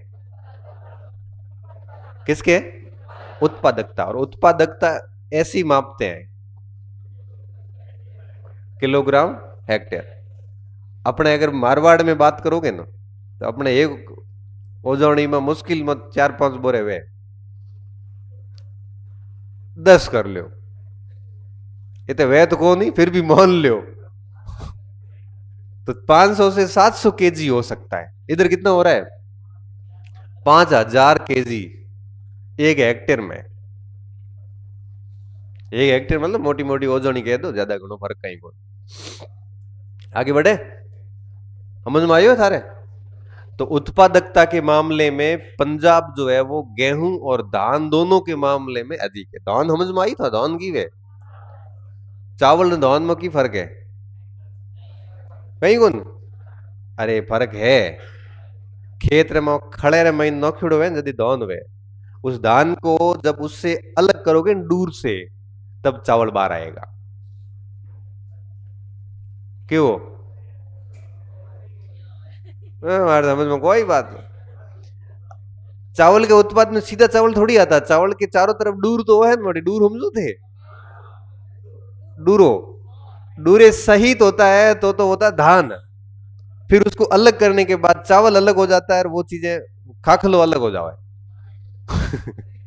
समझ भाई तारे फर्क वे, धान से चावल निकाला जाता है, धान से चावल निकाला जाता है, और लारे जो धान बचे हुए में होमान बीजन थे खाओ कौन हो ए, उपवास में की खाओ रहे थे हम खावे थे, ये सब चीजें फिर उससे तो बनती है। ओ एक और हैंगर छुटुड़ा है। भाई वो तो इंज भूख रही, पूरा दिन भूखी रही, लास्ट में हम उठा के इतना सारो मारे तो एक और हूं कहीं को खाओ उतरो सारो खावे, ये तो hormone fruit and juice and बीजा रोटी करते तो हो रही है भाई। चलो आगे बढ़ो। हाँ हमें देखो ये आओ, कृषि शासन में सरकार ने क्या क्या प्रयास किए हैं उत्पादन बढ़ाने के लिए। उन्होंने भूमि संसाधन में सुधार किए, बाजार में सुधार किए, वाटर मैनेजमेंट में, जल प्रबंधन का सुधार, टेक्नोलॉजी, फसलों के विविधीकरण, ये सारे के सारे प्रयास किए ताकि कृषि क्षेत्र के परिणामों में क्या हो सके, सुधार हो सके। इसमें तो कोई ऐसा पॉइंट नहीं है जो समझ में नहीं आया हो, ये सारे पॉइंट समझे हुए ही है। अब कहां पे क्या क्या सुधार हुए वो सुधार हम थोड़े देख लेते हैं। अभी ये सारे पॉइंट्स ही हम आगे वापस समझते हैं थोड़ा, ये तो शॉर्ट में लिखा हुआ है, हम आगे थोड़ा डिटेल में समझते हैं। जैसे पहला संबंध लिखा था भूमि एवं संसाधन, ये क्या दिक्कत पता है क्या है? ये मूल रूप से इंग्लिश में आता है, मूल रूप से किस में आता है ये सर्वे? इंग्लिश में आता है। फिर इसको हिंदी में क्या करते हैं? ट्रांसलेट, तब ये होता है भूमि एवं संसाधन शासन। क्या शासन? जबकि लिखना क्या था? लिखना था कि administration of resources and land. ओहो सीधा मतलब ये होता है कि भूमि, किसानों के पास में जो भूमि है वो, और भूमि एक संसाधन है आपको पता है, इसका एडमिनिस्ट्रेशन सिस्टम ठीक करना। इसमें क्या हो सकता है? जैसे मान लो कि किसानों के पास में किसी के पास जमीन नहीं है तो उनको जमीन दिलाना, जिसके पास अधिक जमीनें हैं इस तरह से मैनेज करना, जोतबंदी करना, चकबंदी करना। अब किसान के पास में खेत छोटा होता है ना, तो उसमें वो नवाचार नहीं कर सकता। भाई सीधी बात है, अगर एक भी ओजोन खेत हुआ तो उसमें वो थोड़ी भारी भरकम टेक्नोलॉजी लगाएगा, तो उसको पता है कि इसमें ज्यादा उत्पादन होना नहीं है, खर्चों गड़े पड़े। और एक किसान के पास में अगर 20-30 बीघे हो, तब तो वो उसमें जल संरक्षण के बांध भी बना सकता है, वो एक भी नहीं हो एक आधो ट्रैक्टर भी ला सके, वो छोटे मोटे और बेरो वगैरह भी कर सके, क्योंकि उसकी जगह जमीन ज्यादा है। अगर जमीन कम होगी तो किसान कोई नवाचार नहीं करेगा। अब बेरो तो क्यों, लेकिन गुडी जमीन है कौन, तो फिर वो क्यों करेगा इतनी माथा बूढ़ी। इसलिए कोशिश क्या रहती है कि अगर जितनी जोतें छोटी होती उतने नवाचार कम होते हैं। और यार एक बात आप अपने ऊपर लाके देख सकते हो, आपके पास अगर गांव में खेत छोटा सा है, बहुत छोटा, तो तय बात है कि आप उसमें तकनीकी लगाओगे नहीं लगाओगे। क्यों? क्योंकि आपको पता है कि इसमें ज्यादा कुछ तो होना नहीं है। लंबा चौड़ा खेत होगा, जोतें अधिक होगी, तो व्यक्ति हर प्रकार का प्रयास करता है। ये पॉइंट है इसमें। आंध्र प्रदेश के अंदर कुछ योजनाएं नई लेके आई है, इन्होंने क्या किया देखो। आंध्र प्रदेश में drone continuously operating reference station GIS का उपयोग करते हुए पूरा आंध्र प्रदेश में भूमि सर्वेक्षण करवाया, भूमि का पूरा सर्वे करवाया। सर्वे के लिए इन्होंने ड्रोन यूज किया है। अब आजकल क्या है कि ड्रोन से काम हो रहा है। अभी मैंने कहा ना कि भारत की तट रेखा बदल गई। कैसे? पहले तो देख देख के मापी भी थी, अब ड्रोन से मापते हैं और ड्रोन एग्जैक्ट बता देता है कि कितने सेंटीमीटर का क्या है। तो ड्रोन जहां जहां घूमेगा, भारत का पहली बार 2020 में मैप बनाना शुरू किया ड्रोन से, पूरा ड्रोन घुमाया इंडिया के ऊपर से, विभिन्न सारे सेंटर बनाए। जोधपुर भी एक सेंटर था, यहां से ड्रोन उड़ाया, उस ड्रोन ने पूरा मानचित्र बताया है, उस ड्रोन से मानचित्र बनाए। तो वो क्या सटीक होता है। तो पहले तो ड्रोन थे नहीं, भारत का पहला मैप तो उन्होंने घर बैठ के ही बनाया है, और इतना सटीक बनाया जिसकी कोई कोई उसमें त्रुटि नहीं है। वो आज थोड़ी बना था, 1767 में बनाया था, लगभग 250 साल पहले, 250 पौने 300 साल पहले उन्होंने मैप बनाया था। अब ड्रोन से बनाया है, 2020 से प्रोजेक्ट शुरू हुआ, शायद अब पूरा हो चुका है। तो ड्रोन से सर्वेक्षण करते हैं ताकि कोई भी भूमि जो है बिल्कुल मापन सही हो जाएगा। और अभी जो रिकॉर्ड पड़े हैं ना, ये सारे ब्रिटिश काल के। अब आज गांव में खेत मपवाते तो आप देखोगे नहीं, पूरा टेक्निकली पूरे ग्लिच आ जाते हैं। कदे एक हौकड़ी आ जावे, कदे बीजोड़ी हौकड़ हुआ जावे, नयो पटवारी आवे उगे नो कि या सेट करो तो हौकड़ हुआ भी काटे। हो ही रहा है ना ये क्यों हो रहा है? ये आज की नहीं है, ये आंकड़े ब्रिटिश काल के। अभी क्या सिस्टम ला रहे हैं, GIS से कर रहे हैं। अभी पूरा जियोग्राफिकल इससे कर रहे हैं, पूरा GIS सिस्टम से चल रहा है सिस्टम पूरा। तो भारत भर का ये सर्वेक्षण चल रहा है इस समय। तो इससे क्या होगा, इससे आपके डिजिटल भूमि पट्टे हो जाएंगे, तो फिर भूमि में छेड़छाड़ नहीं हो पाएगी, डिजिटल सारा डिजिटल हो जाएगा। नहीं तो क्या होता है कि लोग जमीन दबा देते हैं, हमारी जो है यूं करे दबा दे, गरीब आदमी की जमीन दबा दे। वो कहाँ जाएगा? वो पटवारी के पास जाएगा, उससे पहले आदमी लेट पहुंचता है, फोन पहले पहुंचता है। गरीब आदमी पटवारी को जाए पहला, तो अमीर आदमी को फोन बुझावे, उसका फोन चला जाएगा पहले ही, और वो बेग हौंकड़ा या टेक है दूर खेत पूरे जाए, घर ही जाए पहले तो खाली खेत इसकी तो घर ही बोलो जाए। तो डिजिटल पट्टे बनने के बाद में ये दिक्कतें नहीं आएगी। 2025 तक इन्होंने लगभग 6,901 मतलब 7,000 गांव का इस तरह से डिजिटल करके और पट्टे बना दिए। 81 लाख भूमि खंडों का पुनः सर्वेक्षण किया गया, 86,000 सीमा विवादों का समाधान किया। भाई ऐसे अगर डिजिटल पट्टे बनेंगे तो सीमा विवाद खत्म ही होंगे, सीधी बात है। डिजिटल पट्टे नहीं बनेंगे तब तक ये भूमि का रोड़ा लफड़ा चलता रहेगा। माथा बड्डी जे मन खरा बाउंड्री माथे के मारे बाढ़ में ही गाती है ले हणा तुड़बी में ठोकी जा मारे, या खाली उकेरड़े माथे लड़ी जा, इतनी सी छोटी सी भूमि माथे लड़ी जा, और लड़ाई इतनी भयंकर हुई कि 2 लोगों की जान चली गई। एक व्यक्ति मर गया मेरे हिसाब से, एक हॉस्पिटल में। अब आप सोचो कि उस प्लॉट का क्या महत्व था। अब एक छोटे से भूखंड के कारण लड़ाई इतनी बढ़ जाती है कि भाई, अब वो भाई तो है सारे आपस में। तो जर जोरू और जमीन, ये 3 विवाद के कारण बताए थे, आज नहीं प्राचीन काल से। जमीन, जमीन तो ये हो गया। जोरू मतलब स्त्री, स्त्री के कारण लड़ाइयां प्राचीन काल में खूब हुई है, आज भी खूब हो रही है। जाओ थे शहरों में, गांव में, कोचिंगों में लड़ी जे।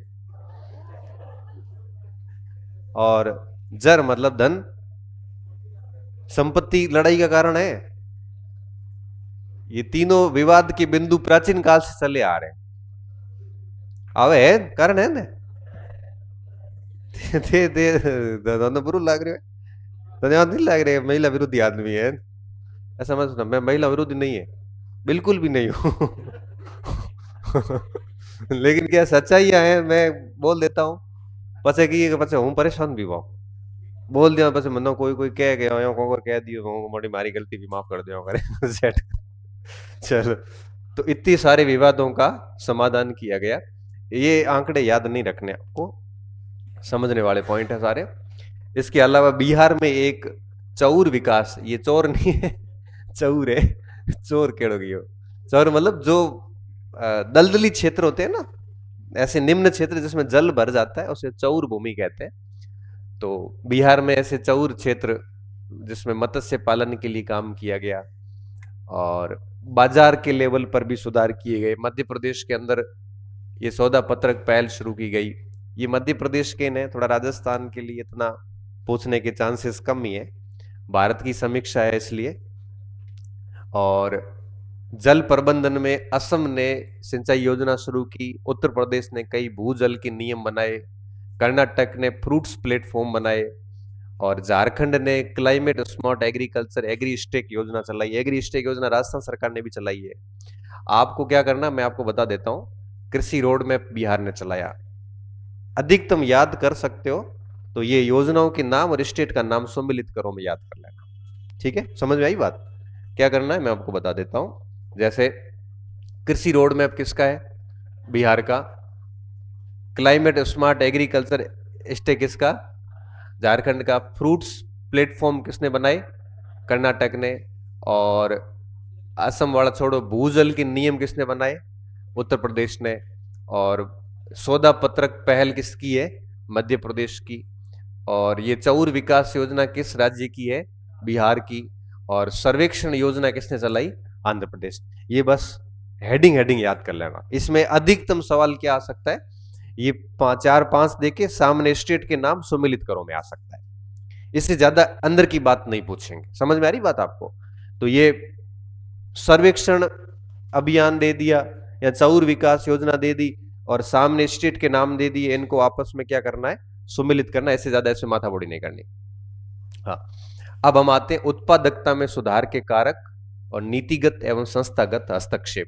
देखो ये अब याद करने का जो मैटर था ना वो लगभग हो गया है, अब सारा समझने वाला ही है। अब ये हेडिंग क्या कह रही है कि उत्पादकता, उत्पादकता तो ध्यान है बड़ी सामान्य शब्दों में क्या कहेंगे? पैदावार। क्या कहेंगे? पैदावार, जो हमने अभी पढ़ा था ना गेहूं के और चावल के संबंध में। उत्पादकता में सुधार के कारक, कि हम किस तरह से प्रोडक्टिविटी को सुधार सकते हैं नीतियों के द्वारा और संस्थागत हस्तक्षेप के द्वारा। नीतिगत और संस्थागत हस्तक्षेप का क्या मतलब है? गवर्नमेंट जो भी पॉलिसीज बनाती है, पॉलिसीज ऐसी बनाए कि प्रोडक्टिविटी बढ़ जाए और संस्थाएं उसमें शामिल हो जाए। बहुत सारी संस्थाएं हैं, मिट्टी की संबंधित संस्थाएं हैं। जैसे मैं आपको एक एक योजना बताता हूं, आपने पढ़ी भी होगी, गंगानगर से योजना शुरू हुई थी, मृदा हेल्थ कार्ड योजना। थारे को मैं अब सुनाता हूं आपको। मृदा सोयल हेल्थ कार्ड, जैसे आपका होता है ना पेंशन कार्ड अलग बनेगा, आपका आधार कार्ड है, उसी तरह से आपका स्वास्थ्य कार्ड भी होता है एक। तो मृदा हेल्थ कार्ड में क्या करेंगे? हर खेत का एक कार्ड बनेगा आधार कार्ड की तरह, उस पे एक स्कैनर होगा और उस स्कैनर पे स्कैन करते ही पता चलेगा कि इस खेत के अंदर कौन से मिनरल्स पर्याप्त मात्रा में है, कौन से अधिक है, कौन से कम है। भाई नाइट्रोजन कितना है इसमें, यूरिया कितना है, पोटास कितना है, ये पता चल जाएगा। उस हेल्थ कार्ड के अंदर उस खेत की पूरी जानकारी होगी। इसका फायदा क्या होगा? फायदा ये होगा कि किस खेत में कौन सा तत्व कम है, फिर उसकी खाद उसी हिसाब से डालो आप। जैसे किसी में नाइट्रोजन पहले से खूब है तो अब उसमें और नाइट्रोजन डालने की जरूरत है नहीं। मान लो उसमें नाइट्रोजन खूब है तो नाइट्रोजन उसमें मत डालो। उसमें पोटास की कमी है तो पोटास डाल दो। इससे क्या होगा कि खेतों के अंदर उर्वरक बिल्कुल संतुलित यूज होंगे और मिट्टी का उपजाऊपन हमेशा बना रहेगा। इसे सोयल हेल्थ कार्ड कहा गया, मृदा स्वास्थ्य कार्ड। अब दिक्कत कहां आई? दिक्कत ये आई कि ऐसे कार्ड बनाने के लिए हर खेत की मिट्टी को लेबोरेटरी में ले जाना पड़ेगा।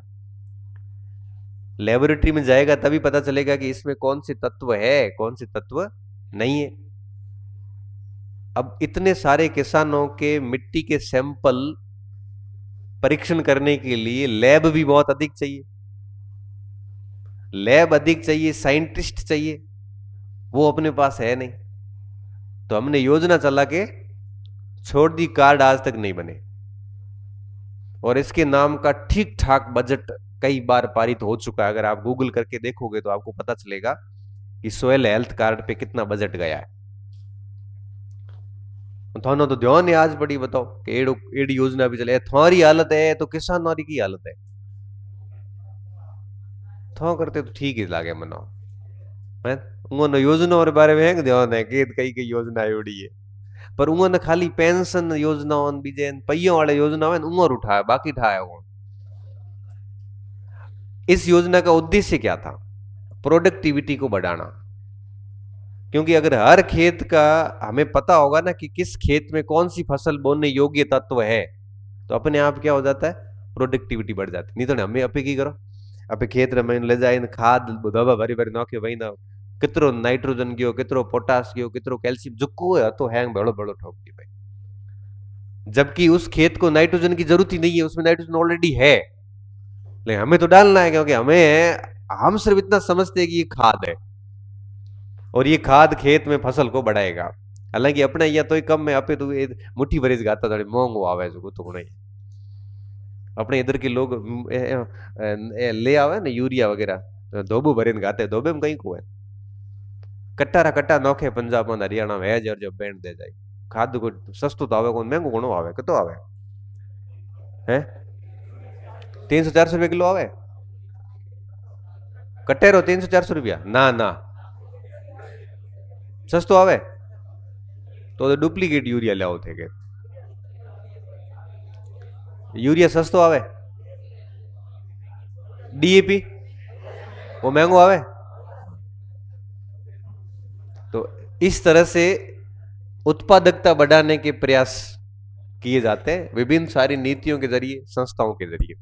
क्या प्रयास किए सरकार ने, आप वो देखते हैं। पानी पियो, पानी पियो, मन हा हा खान दो कहीं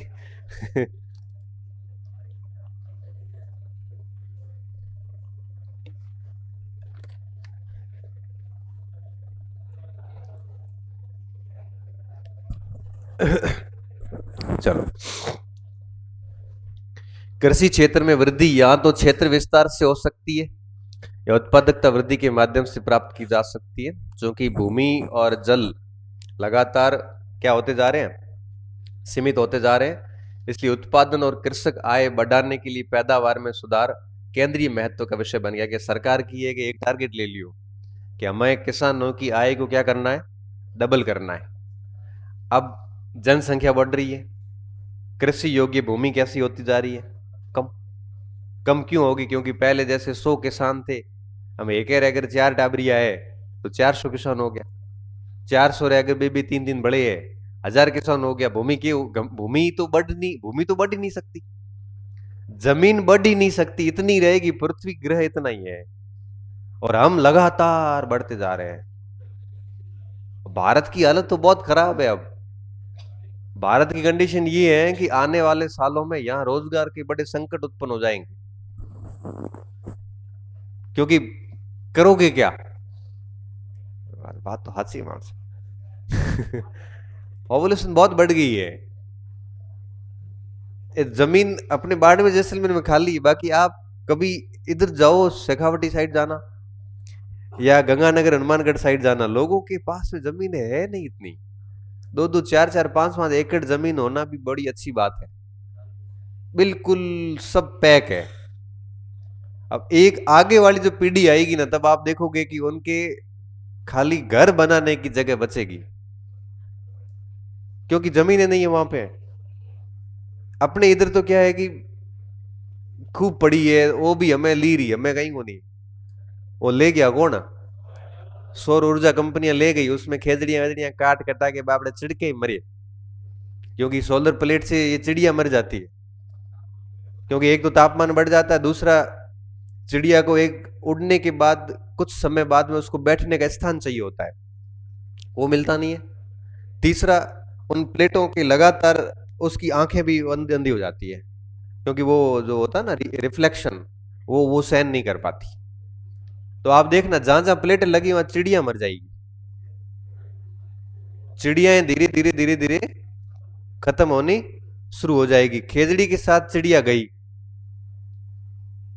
तो इस तरह से अभी तो मरुस्थल के अंदर लोगों ने जमीनें लिख लिख के कंपनियों को देना शुरू कर दिया है। तो उम्मीद ये है कि 1-2 साल में ये लोग दे देंगे, क्योंकि काम धंधा करते नहीं है, लालची बैठे हैं। और जाने यही फोगुटरू महीने महीने 60-70 हजार रुपया, तो वो तो जमीन लिख के दे देंगे, जमीन वापस छूटनी है नहीं, क्योंकि वो 30-30 साल के एग्रीमेंट है, फिर एग्रीमेंट बढ़ जाएंगे 20 साल के नए अभी, क्योंकि अब प्लेटें लगेगी वो एग्रीमेंट रिवाइज होंगे, सीधी बात है। और आपको पता है इस तरह से जो पैसा आता है ना, किराए का पैसा, जमीन का किराया हो जाए, औलादे खड़ जाती है। क्यों? फोगुट रुपये आवे ना आदमी गुडे, तो वो क्या है कि लगाने की जगह होती नहीं है, फिर वापस मैंने आपको थोड़ी देर पहले जो बातें बताई थी वो सारी बातें लागू हो जाती है। यही कंडीशन हो रखी है। तो अब जमीनें यहां पे भी कम होनी शुरू हो गई है, लिख के देनी शुरू कर दी। तो हाल के वर्षों में किसानों की आय दुगुनी करना सरकार का टारगेट लिया हुआ 2016 से ही। तो इस हेतु उत्पादकता बढ़ाना बहुत ज्यादा जरूरी है। अगर उत्पादकता नहीं बढ़ेगी तो आय डबल हो नहीं सकती। ठीक है, आगे बढ़ते हैं। अब इसके लिए सरकार क्या क्या कर रही है, कुछ योजनाओं पे हम बात करेंगे। राष्ट्रीय खाद्य सुरक्षा मिशन, यह तो 2007 में चल रही है, आज में चल नहीं रही है। आप भले 2008 का सर्वे पढ़ो, चाहे 9 का सर्वे पढ़ो, चाहे 2020 का सर्वे पढ़ो, ये सब में लिखी हुई है। ये कब से चल रही है? 2007 से। इसका उद्देश्य क्या है? खाद्य सुरक्षा मिशन का उद्देश्य है कि देश के अंदर कोई भी व्यक्ति भूखा नहीं सोए, सभी को खाद्यान्न मिले। और सभी को खाद्यान्न कब मिलेंगे? जब खाद्यान्न का प्रॉपर उत्पादन होगा। अगर नहीं होगा तो धीरे धीरे खाद्यान्न का संकट उत्पन्न हो जाएगा। खाद्यान्न की सुरक्षा के लिए हमें खाद्यान्नों को उत्पादन बढ़ाना जरूरी है। तो देश भर में क्षेत्र विस्तार तथा उत्पादकता वृद्धि के माध्यम से हमें क्या करना पड़ेगा? धान, गेहूं, दलहन, अनाज, ये जितने भी है इनको क्या करना पड़ेगा? इनके उत्पादन को बढ़ाना पड़ेगा। उत्पादकता और उत्पादन दोनों बढ़ेंगे तभी जाके हम भविष्य में खाद्यान्न सुरक्षा सुनिश्चित कर पाएंगे। अब इस पॉइंट में कोई बहुत गहरे बिंदु नहीं है याद करने के, बट हाँ 2007 में ये शुरू किया था, ये ध्यान रखना है। इसके अंतर्गत क्या करना है? देश भर में उत्पादकता को बढ़ावा देना है। 2025 में इस योजना का नाम बदल दिया है। नाम बदलने जो है वो रही है, तो इसमें क्या नाम दिया अभी? राष्ट्रीय खाद्य सुरक्षा एवं पोषण मिशन। ये ध्यान रखना, ये बहुत इंपॉर्टेंट पॉइंट है। ये 7 से योजना चली आ रही थी, कांग्रेस सरकार की योजना है, 2007 मनमोहन सिंह योजना लेके आए थे, और 2025 में इसका नाम बदल दिया है। नरेगा जैसे 5 में आई थी, 25 में नरेगा का भी नाम बदल दिया है। वीबी जी राम जी, क्या? वीबी जी राम जी, विकसित भारत कौन लगा है आगे? थे खाली जी राम जी बोल रहे हो, आगे एक शब्द और है, वीबी। वीबी मतलब विकसित भारत, पछे जी, जीरो मतलब गारंटी, पछे राम जी रूरल, पछे लारे ए एम रो मतलब क्यों हो? मन हमारे ठाक हो बेल रे बेल मारे, ठीक है। तो ये फुल फॉर्म पूछ ली परीक्षा में धारे, बीजू कहीं नहीं आगे लारे सरतन तो क्या आगे जी राम जी फुल फॉर्म तो याद रखे, बीजू तो कहीं को, ठीक है।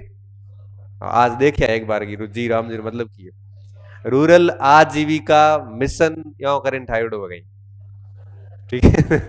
हाँ, क्योंकि परीक्षा थारे है, मारे तो है कौन बल थारे करते मनो तो ही ठीक यार है। थे तो वी भी भूल गया, विकसित भारत, पचे जीरो मतलब हो गयो गारंटी, राम रो मतलब है राष्ट्रीय आजीविका मिशन, लारे एक बड़े बच्चे जी, उर मतलब की है ग्रामीण, ग्रामीण बे बार थोड़ी आए, एक एक जीरो मतलब गारंटी, एक मतलब ग्रामीण, बीच में है राष्ट्रीय आजीविका मिशन, आगे विकसित भारत हमें हैंग सेट कर दो। क्यों वह कौन सेट? हमें सेट नहीं बस कर दे हुए, बताओ।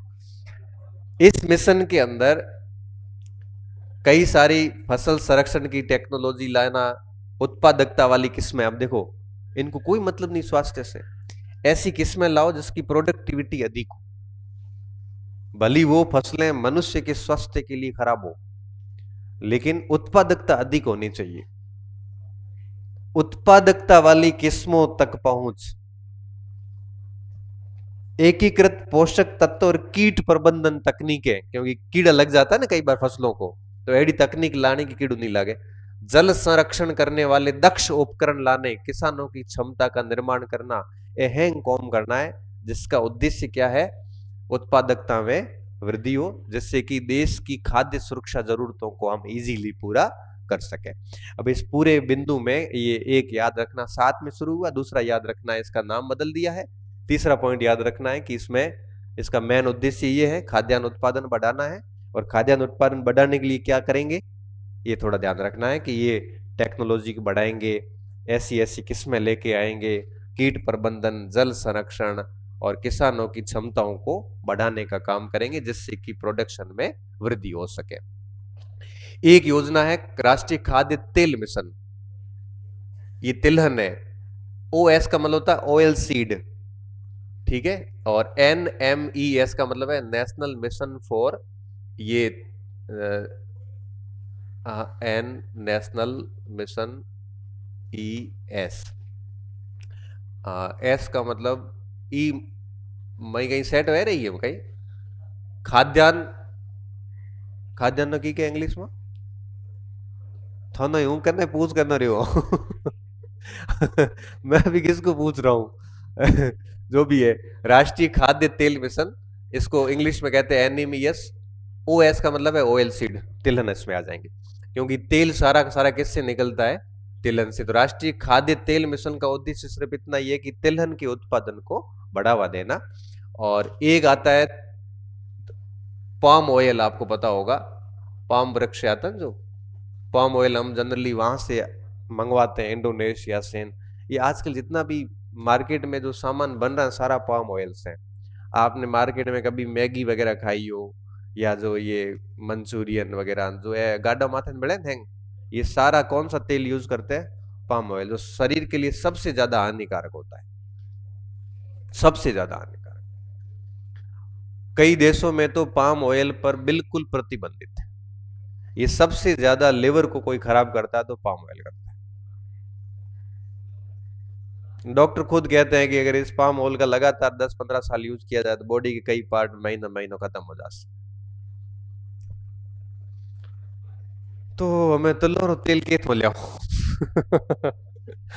तिल का तेल, सरसों का तेल, हरियो तेल तो हमारे माथे में लगाए है अभी, तो सरसों का तेल, तिल का तेल, ये सारे ओरिजिनल है। पाम तेल सबसे खराब तेल माना जाता है, और भारत सबसे अधिक यही खरीदता है, और हम सब यही खाते हैं, आप और हम सब यही खाते हैं। या मत हो जाके मार सा पाम तेल खाया कौन, मैं भी आपसे दूर नहीं हूं, जो आप खाते हैं वो भी हम वही, मैं भी वही खाता हूं। ये ले दे यार बताओ तो मन मत कौन घी पुगा जाएगा, वो घी रू छमको दो हाँ ठीक है कि मेरे तो फायदा ये है कि मैं तो क्या बीमार हूं ना, आते आते खराब है, तो हमारा की है कि सब्जी में तेल वगैरह 0 के बराबर होता है, तो ज्यादा बॉडी में जावे कौन दिन थे बजे की है कि रसो तेल चोरी चोरी ठगा यहाँ करता था लास्ट आंगले चाटे कहीं छे था ना, मैं दीठा हूँ खाता हूँ देख रहा हुगला तिलहन उत्पादन में आत्मनिर्भरता प्राप्त करने के लिए राष्ट्रीय खाद्य तेल मिशन और राष्ट्रीय खाद्य तेल मिशन पाम तेल लागू किए जा रहे हैं। इसका लक्ष्य वापस वही सेम लक्ष्य, इनकी उत्पादकता में क्या करना है, वृद्धि करना, और कोशिश ये करनी कि 2030-31 तक, ये आंकड़ा ध्यान रखना, 30-31 तक लगभग 70 मिलियन टन उत्पादन करना है, ताकि हम है वो तेल उत्पादन के मामले में आत्मनिर्भर हो जाए। अभी तो ये स्थिति है हमें तेल खरीदना पड़ रहा, मैंने कहा ना पाम ऑयल हम इंडोनेशिया से, मलेशिया से पाम ऑयल खरीदते हैं। तो हमारी कोशिश ये होनी चाहिए कि हमारे देश के अंदर ही अगर ये हो जाए तो हमें दूसरे देशों से खरीदना नहीं पड़ेगा। इसके अतिरिक्त इन योजनाओं का उद्देश्य क्या है, आयात पर निर्भरता को कम करना। आज की स्थिति ये कि हम तेल आयात करते हैं। इस योजना से अगर हम तेल उत्पादन में आत्मनिर्भर हो गए तो हमें दूसरे देशों से तेल खरीदने नहीं पड़ेंगे। तो इन दोनों को मिलाकर घरेलू आपूर्ति को बढ़ाना है, जिससे किसानों की आय भी बढ़ेगी, खाद्य तेलों में भारत आत्मनिर्भर भी हो जाएगा। तो ये पॉइंट ठीक है। इसमें पूरे में 2 पॉइंट आपको ध्यान रखने हैं कि भारत है वो तेल के मामले में, ये आंकड़ा बहुत अच्छी तरीके से याद रखना। और ये दोनों मिशन का उद्देश्य क्या है? तिलहन उत्पादन में भारत को क्या करना है? आत्मनिर्भर बनाना है। आत्मनिर्भर होगा तभी हमारे क्या होंगे? आयात है वो कम हो जाएंगे और किसानों की आय भी बढ़ जाएगी। हालांकि इन दोनों में काफी वृद्धि हुई है। अगर आप इन दोनों योजनाओं का परिणाम देखोगे तो क्या पाओगे कि तिलहन का क्षेत्रफल 18% बढ़ा है। तो पिछले 10 वर्षों में तिलहन के क्षेत्रफल कितने बढ़े हैं? 18% बढ़ा। और तिलहन के उत्पादन में कितने प्रतिशत ग्रोथ हुई है? 55% ग्रोथ हुई। उत्पादकता में भी 31% सुधार दर्ज किया गया। आंकड़ा बहुत अच्छी तरीके से याद रखना कि सरकार ने जो ये 2 मिशन लेके आई, इस मिशन का परिणाम देखिए आप कि क्षेत्रफल कितना बढ़ा? 18%। उत्पादन कितना बढ़ा? और उत्पादकता कितनी बढ़ी? अब देखो, ये परीक्षा में उत्पादन और उत्पादकता में आपको कंफ्यूज कर देते हैं। अभी तो आपको पता है, आप कंफ्यूज नहीं होंगे, लेकिन अभी ध्यान रखना, प्रोडक्टिविटी 31% बढ़ी है। टोटल प्रोडक्शन कितना बढ़ा? 55%। और जितने क्षेत्र में पहले तिलहन बोए जाते थे, अब वो क्षेत्रफल में भी कितनी ग्रोथ हो गई है? 18% ग्रोथ हो गई है। इस अवधि में तेल, पाम तेल का क्षेत्रफल भी 2 गुने से अधिक हो गया है, जिसमें फ्रेश फ्रूट ब्रंच और कच्चे पाम तेल में भी वृद्धि हुई है। घरेलू खाद्य तेल की उपलब्धता पहले भारत में 15-16 में भारत में खाने का जो तेल है ये 86.30 लाख टन होता था। अभी 2324 में ये कितना हो गया है? 121.75 लाख टन अभी तेल उत्पादन हो रहा है देश के अंदर। फिर भी हम दूसरे देशों से मंगवाते, मतलब कितना तेल खा रहे हो। इसमें आयातित बताओ, पहले कितना आयात कर रहे थे? 63.2% आयात करते हैं हम कुल तेल की जरूरतों का। अभी ये आंकड़ा 2320 में घट के कितना हुआ है? 56.25। अब ये 0 पे लाना है इसको, सरकार का टारगेट ये है। 0 पे लाना मतलब आत्मनिर्भर होना। फालतू भैया के बाहर दे रहा हूं कि तिल तो बो बीजू कहीं तो बीजू कहीं नहीं वह तो ज्यादा से ज्यादा तिलहन तो बो कम से कम, कि हम बाहर से तो तेल ना खरीदे। अब घरेलू मांग और खपत भी बढ़ रही है। उत्पादन तो बढ़ रहा है हमारा, लेकिन मांग भी कंटिन्यू बढ़ रही है। तो बढ़ी हुई मांग को पूरा करने के लिए हमें वापस बाहर से तेल खरीदने पड़ रहे हैं। तो कोशिश ये की जा रही है कि इसको बराबर किया जाए, ताकि हमें दुनिया के दूसरे देशों से तेल खरीदने की जरूरत ना हो। एक और मिशन है दालों में भी आत्मनिर्भर होना। दालें भी अपने को बाहर से खरीदनी पड़ती है, हालत है बताओ।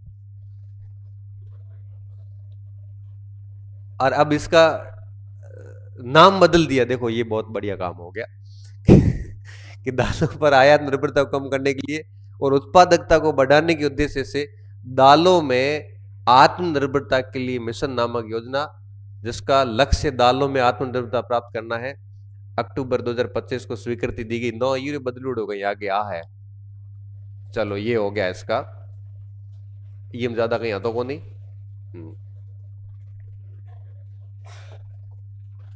एथेनॉल मूल्य निर्धारण और फसल प्रोत्साहन खाद्य सुरक्षा हेतु उभरते प्रभाव। एथेनॉल क्या होता है?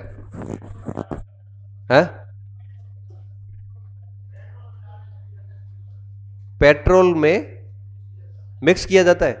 एथेनॉल बनता किससे है? हाँ, विभिन्न, केवल गन्ने से नहीं बनता, कुछ और फसलों से भी बनता है एथेनॉल। तो एथेनॉल मूल्य निर्धारण और फसल प्रोत्साहन खाद्य सुरक्षा हेतु उभरते प्रयास। अब थोड़ा ये पढ़ लेते हैं बस, अब ज्यादा नहीं है। देखो, मैं बता रहा हूं, ये पूरी जो बुकलेट है ना, इसमें याद करने वाली चीजें बहुत कम है। मैं बार बार ये बात इसलिए कह रहा हूं कि आपको ये नहीं सोचना है कि पता नहीं इतना याद कैसे होगा। बहुत कम आंकड़े हैं जो आपको रटने हैं, बाकी तो सारी चीजें समझने की बहुत है अधिक।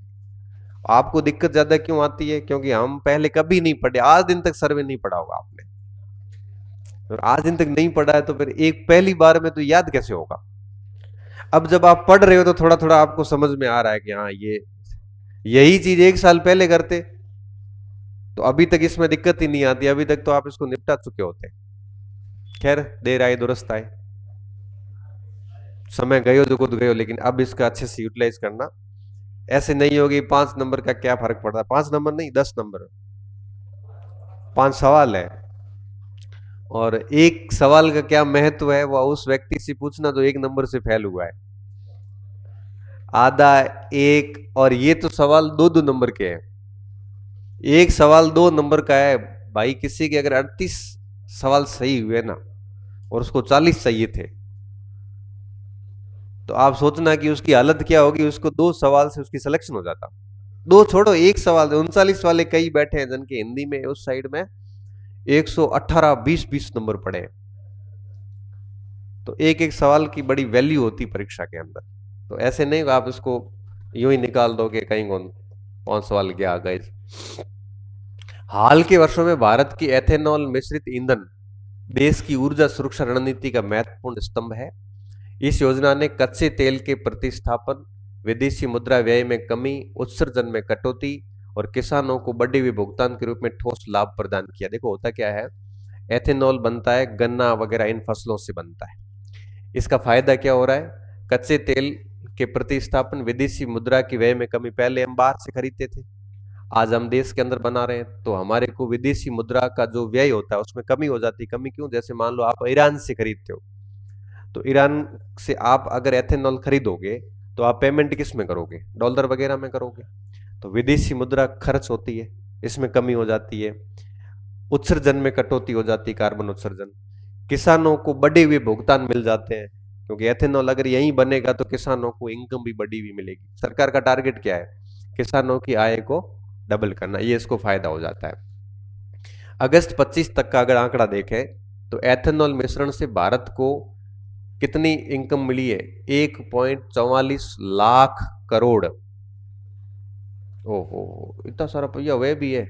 भारत को 1.44 लाख करोड़ से अधिक की विदेशी मुद्रा बचत हुई है। मतलब हम अगर देश में प्रोडक्शन नहीं करते तो इतने रुपए का एथेनॉल हम बाहर से खरीदते, ये हमारी क्या हो गई? बचत हो गई। और 245 लाख मेट्रिक टन के आसपास कच्चे तेल का प्रतिस्थापन भी संभव हुआ है। E20 की ओर बढ़ते मिश्रण लक्ष्यों के साथ, E20 मतलब एनर्जी 20, यह कार्यक्रम पारंपरिक चीनी आधारित कच्चे माल से आगे बढ़कर खाद्यान्नों, मक्का को भी शामिल करने के, पहले केवल यह गन्ने से प्राप्त होता था, अब एथेनॉल मक्के से भी बन रहा है। ठीक है, भारत में मक्का के विस्तार में काफी चेंजेस हुए इस समय। देखो मैं मक्के की बात करूं ना, तो मक्के से तेल बनता है, एथेनॉल बनता है। अमेरिका कई सालों से बनाता है। अमेरिका आज भी मक्का उत्पादन में दुनिया का सबसे नंबर 1 है। और दुनिया भर के अंदर का मक्का कौन खरीद लेता है? अमेरिका खरीद लेता है, और वो वहां ले जाके क्या बनाता है? एथेनॉल बनाता है, फिर बेचता है। तो भारत जैसे देशों ने अब रणनीति बनाई कि अपन खुद ही बनाना शुरू करें ना, दूसरे देशों पे क्यों निर्भर रहे हैं। तो हमने भी गन्ने से और मक्के से एथेनॉल बनाने का काम शुरू कर दिया लगभग। तो इस हेतु राष्ट्रीय मक्का उत्पादन जो है 2016 में कितना था? 2.56 टन प्रति हेक्टेयर से वित्त वर्ष 2025 तक बढ़कर लगभग 3.78 टन प्रति हेक्टेयर हो गया है। तो अभी प्रोडक्टिविटी बढ़ी है। देखो पहले प्रोडक्टिविटी कितनी थी? 2.56 टन था प्रति हेक्टेयर, अब कितना हो गया है? 3.78 टन प्रति हेक्टेयर हो गया है। इस अवधि में आप देखोगे सोयाबीन, सूरजमुखी, रेपसीड, मूंगफली, बाजरा सहित अन्य फसलों की उपज या तो स्थिर रही है या उसमें गिरावट आई है। हालिया रुझान संकेत देते हैं कि एथेनॉल मूल्य निर्धारण ने इस बदलाव को और मजबूत करते हुए तेज कर दिया है। सरकार प्रतिवर्ष कच्चे माल के आधार पर प्रशासित प्रति लीटर एथेनॉल की कीमतें तय करती है। तो ये एथेनॉल की कीमतें तय करने की जिम्मेदारी किसकी है? किसकी है? गवर्नमेंट की है, जिनके लिए तेल विपणन कंपनी द्वारा सुनिश्चित खरीद की व्यवस्था भी की जाती है। और चलो ये इसमें कुछ ज्यादा है नहीं, एक ये आंकड़ा याद रखना है और एथेनॉल की कीमतों का थोड़ा देख लेना है। ये दो आंकड़े और याद रखने हैं, इसमें ज्यादा कुछ नहीं है। मूल्य संरचना की एक प्रमुख विशेषता है कि एथेनॉल की प्रशासित कीमतें कच्चे माल के अनुसार अलग अलग रखी जाती है। अच्छा, जैसे एथेनॉल की जब कीमतें तय होती है तो मक्के आधारित एथेनॉल की कीमत अधिक कीमत होती है, चावल आधारित एथेनॉल के लिए कम कीमत रखी गई है, और मोलेसेस यानी गन्ना आधारित एथेनॉल के लिए इन दोनों के बीच की कीमत है वो तय की गई। अब मुझे एक बात बताओ, मक्के आधारित एथेनॉल जो बनेगा, मक्के से जो एथेनॉल बनेगा उसकी कीमतें अधिक है, उसकी कीमत अधिक मिलेगी। चावल से बनेगा उसकी कीमत कम मिलेगी। क्यों? क्यों? क्वालिटी, क्वालिटी सेम होती है। अब आप एक बात सोचो कि चावल आधारित एथेनॉल की कीमत अगर अधिक गवर्नमेंट देगी तो किसान क्या करेगा? एथेनॉल ही बनाएगा। मार्केट के अंदर खाद्यान्न चावल की कमी आ जाएगी, इसलिए क्या करेंगे? चावल आधारित एथेनॉल की कीमत कम से कम देंगे तो लोग चावल से एथेनॉल कम बनाएंगे, खाद्यान्न के रूप में ज्यादा यूज करेंगे। मक्के की कम क्यों? मक्का खाने का काम तो कोई अब करता नहीं है जनरली, तो मक्के से ज्यादा मक्के से बनाओ, गन्ने से बनाओ। सरकार ये भी ध्यान रखती है, और नहीं है कि एथेनॉल इतनी कीमत दे दी, लोगों ने एथेनॉल बनाने के लिए ही काम करना शुरू कर दिया, अब केवल चावल ही चावल होगा, बाकी सारी फसलें कम हो जाएगी फिर। समझ में आ रही बात? अब चीजों का ध्यान रखना पड़ता है। गवर्नमेंट जब नीति बनाती है तो इन सब चीजों का, छोटी छोटी चीजों का बारीकी से ध्यान रखती है। ऐसा नहीं हो कि हरित क्रांति के जो दुष्परिणाम आए, गेहूं बढ़ता गया और बाकी सारे घट गए, ऐसा नहीं होना चाहिए। इसलिए सरकार को सब चीजों को बैलेंस करके चलना पड़ता है? मन होनी देखो, वित्त वर्ष 2022 से 25 के बीच, अब देखो आगे देखो, 2022 से 25 के बीच मक्का आधारित एथेनॉल की प्रशासित कीमत 11.7% की ग्रोथ रेट दर्ज की गई, जो चावल और मोलेसेस की तुलना में कहीं अधिक थी। इसके परिणाम स्वरूप क्या हुआ? मक्का के पक्ष में एक माहौल बना, क्योंकि मक्के की कीमत ज्यादा मिल रही थी तो लोगों ने मक्का उत्पादन अधिक किया। इससे धान से मक्का की और क्षेत्रफल का स्थानांतरण हुआ। भाई जब धान से कम कीमत मिल रही है, मक्के से ज्यादा मिल रही है, तो क्षेत्रफल बढ़ेगा किसका? तो मक्के की और क्षेत्रफल का स्थानांतरण हुआ, क्योंकि धान में अधिशेष भंडार की स्थिति, जबकि मक्का कम जल आवश्यकता की फसल है, मक्के में पानी भी अधिक नहीं चाहिए और इजीली उसकी रेट भी अधिक मिलने लग गई। इस अवधि के कृषि परिणाम विकास में किसानों को प्रतिक्रिया को दर्शाते हैं। तो ये भी है, एक कारण ये भी है चावल का कम करने का, चावल बहुत अधिक पानी मांगता है, इसलिए कहते हैं कि चावल की खेती जल संकट उत्पन्न कर देती है। क्या? जल संकट। ये आपने सुना होगा, विदर्भ, विदर्भ नाम सुना है? महाराष्ट्र, उस क्षेत्र में जल संकट रहता है। कारण यही था, या चावल की खेती होती है, पानी पूरा चावल की खेती में चला जाता है, तो वहां जल का संकट उत्पन्न हो गया। तो चावल को जितना अधिक प्रमोट करोगे जल संकट आएगा। मक्के के साथ ये स्थिति है नहीं, मक्के को इतना अधिक जल चाहिए नहीं। यह एक ये भी कारण है कि मक्का आधारित एथेनॉल की कीमतें अधिक है, चावल वाली कीमतें कम है। मतलब गवर्नमेंट को कितना सोचना पड़ रहा है कि अब चावल को कीमत ज्यादा दोगे तो कल जल संकट आ जाएगा, जितना अधिक चावल बोया जाएगा उतना जल अधिक चाहिए। इससे अच्छा आप किसको प्रमोट करो? मक्के को प्रमोट, प्रमोट करने का एक ही तरीका है, पैसे, कीमत अच्छी दो। एक बार पूछा गया हमारे से कि भाई कॉपियां जांचनी है, हमने कहा नहीं जांचेंगे। कुछ सेकंड्स बाद वापस बोला कि पर कॉपी के 16 रुपए, जांचेंगे?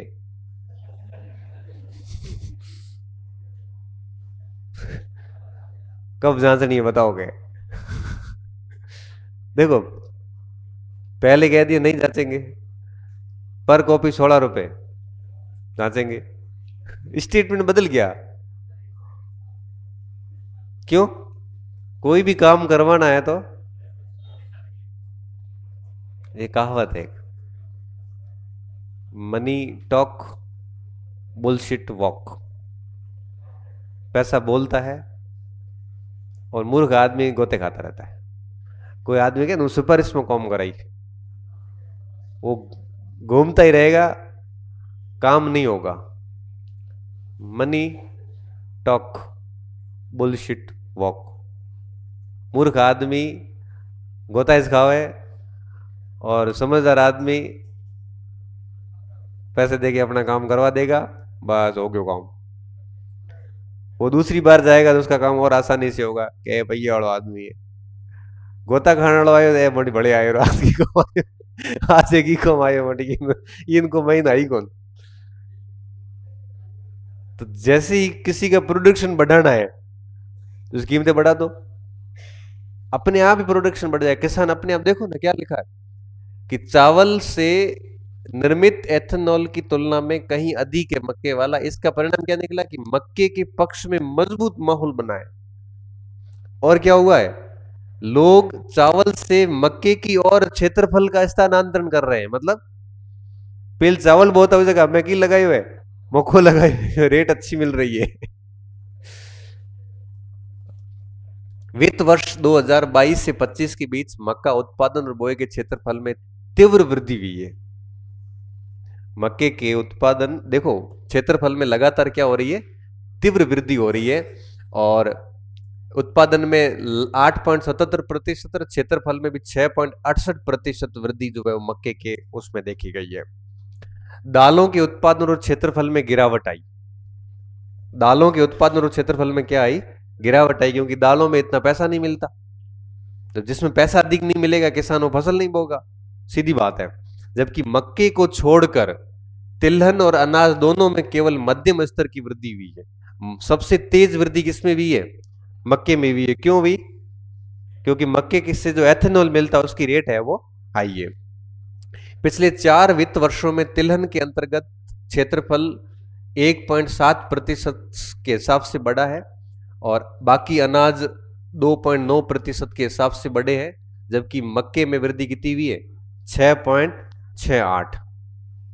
तो आप देखो एक कहां 2.9, कहां 1.7 और कहां 6.68। तो मक्के का जो क्षेत्रफल उत्पादन है बाकी सबसे तेज गति से बढ़ रहा है।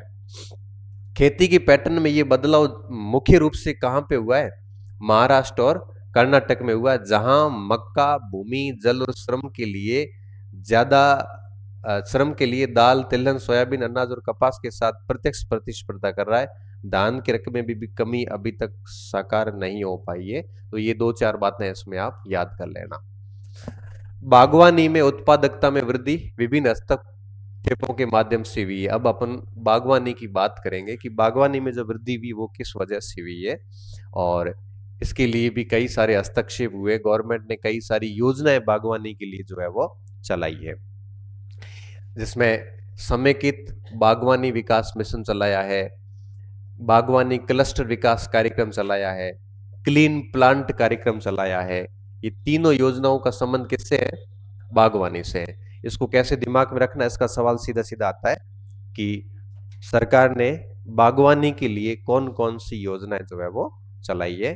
तो नाम आ जाएगा, 2 में तो नाम ही आ गया है, तीसरे का क्लीन प्लांट कार्यक्रम है। ये तीनों योजनाओं का संबंध किससे है, बागवानी से है। ए बल्कि लिखिड है MIDH,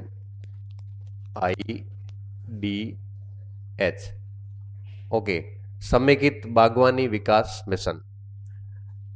M का मतलब हो गया मिशन, I का मतलब इंटीग्रेटेड, D का मतलब हो गया डेवलपमेंट, H का मतलब हो गया हॉर्टिकल्चर।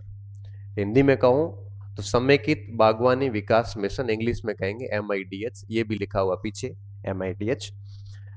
तो इस मिशन ने बागवानी क्षेत्र के विस्तार में बड़ी महत्वपूर्ण भूमिका निभाई है। जुलाई 2025 तक 15.66 लाख हेक्टेयर क्षेत्र को बागवानी फसलों के अंतर्गत लाया गया। तो अगर आपसे पूछें कि कुल कितने क्षेत्रफल पे बागवानी हो रही है, 15.66 लाख हेक्टेयर पे बागवानी हो रही है। इस योजना के तहत गुणवत्तापूर्ण रोपण सामग्री की आपूर्ति, सूक्ष्म सिंचाई को बढ़ावा देने वाला मामला हुआ है।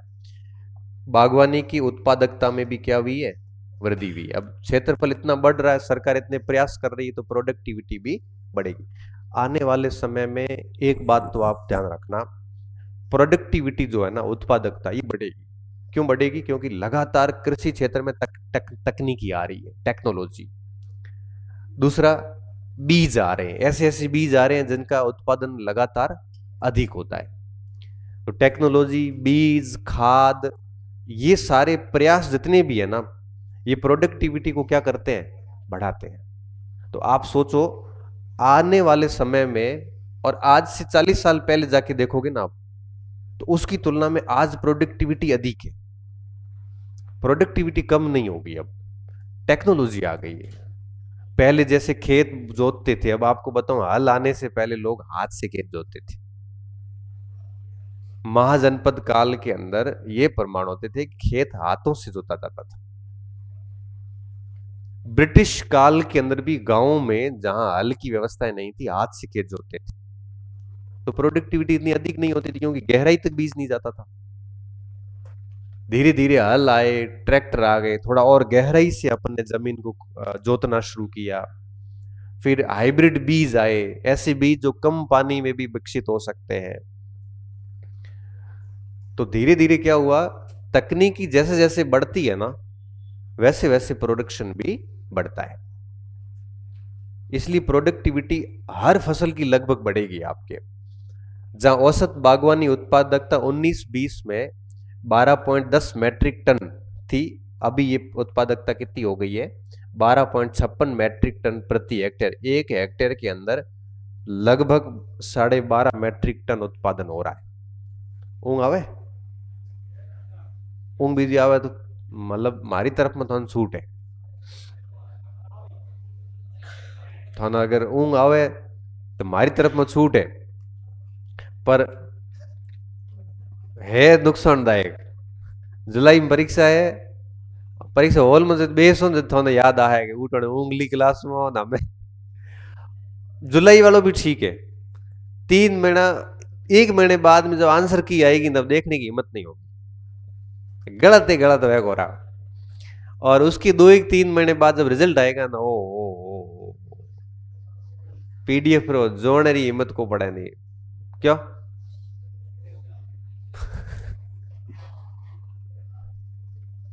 ये गान रिजल्ट दिमाग में रखना कि उस पीडीएफ में हमारी ऐसी गंदी दशा ना हो, इसलिए हम पढ़ते जाएंगे।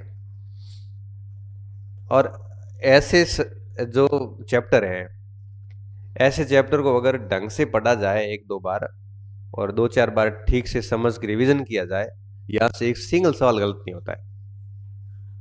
अब आप कृषि से संबंधित कहीं से भी सवाल देखना, ये पाठ पूरा हो जाएगा, आधा लगभग हो गया है। सबसे बड़ा और सबसे बोरिंग पार्ट यही है, 18 पेज है टोटल, इसमें शायद 8-9 पेज पे है, हम 7-8 पेज पे आ गए। हम्म। आधा हो गया, मुझे पता है, मेरे सारा मापा हुआ है, ऐसा नहीं है। मैं काम यही किया है। अब आज आप पढ़ रहे हो, मैंने ये 2006 में पढ़ना शुरू किया है। आर्थिक समीक्षा 2006 में मैंने पढ़नी शुरू करी है।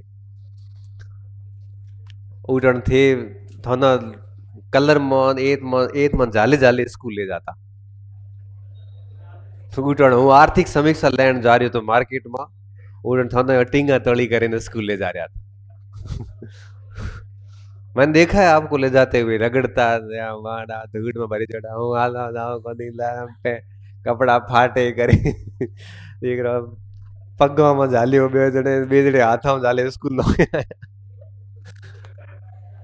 कुछ कुछ बच्चे 2006 में इतने ही होंगे भाई। आप लोग 2000 के बाद के मोस्टली सारे, है ना?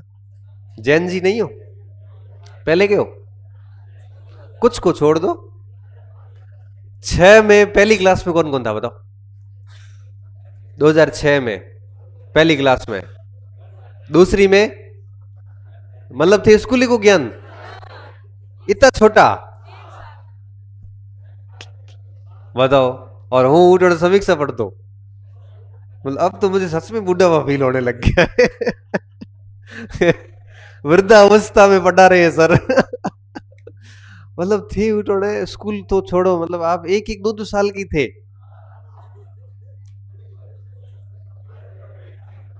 मैं कितना टाइम रहे, 10 मिनट रहे।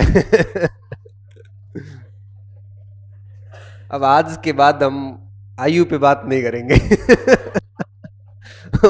मतलब मुझे वाकई में बुढ़ा हुआ फील होने लग गया, मतलब मतलब मैं अभी मन से बुढ़ा हुआ नहीं हूँ, बट अब आपको जब ऐसी बात करते पूछता हूँ ना, तो मुझे लगता है कि 2006 में मैं जब समीक्षा पढ़ रहा था, उस समय आप 1 साल के भी नहीं थे।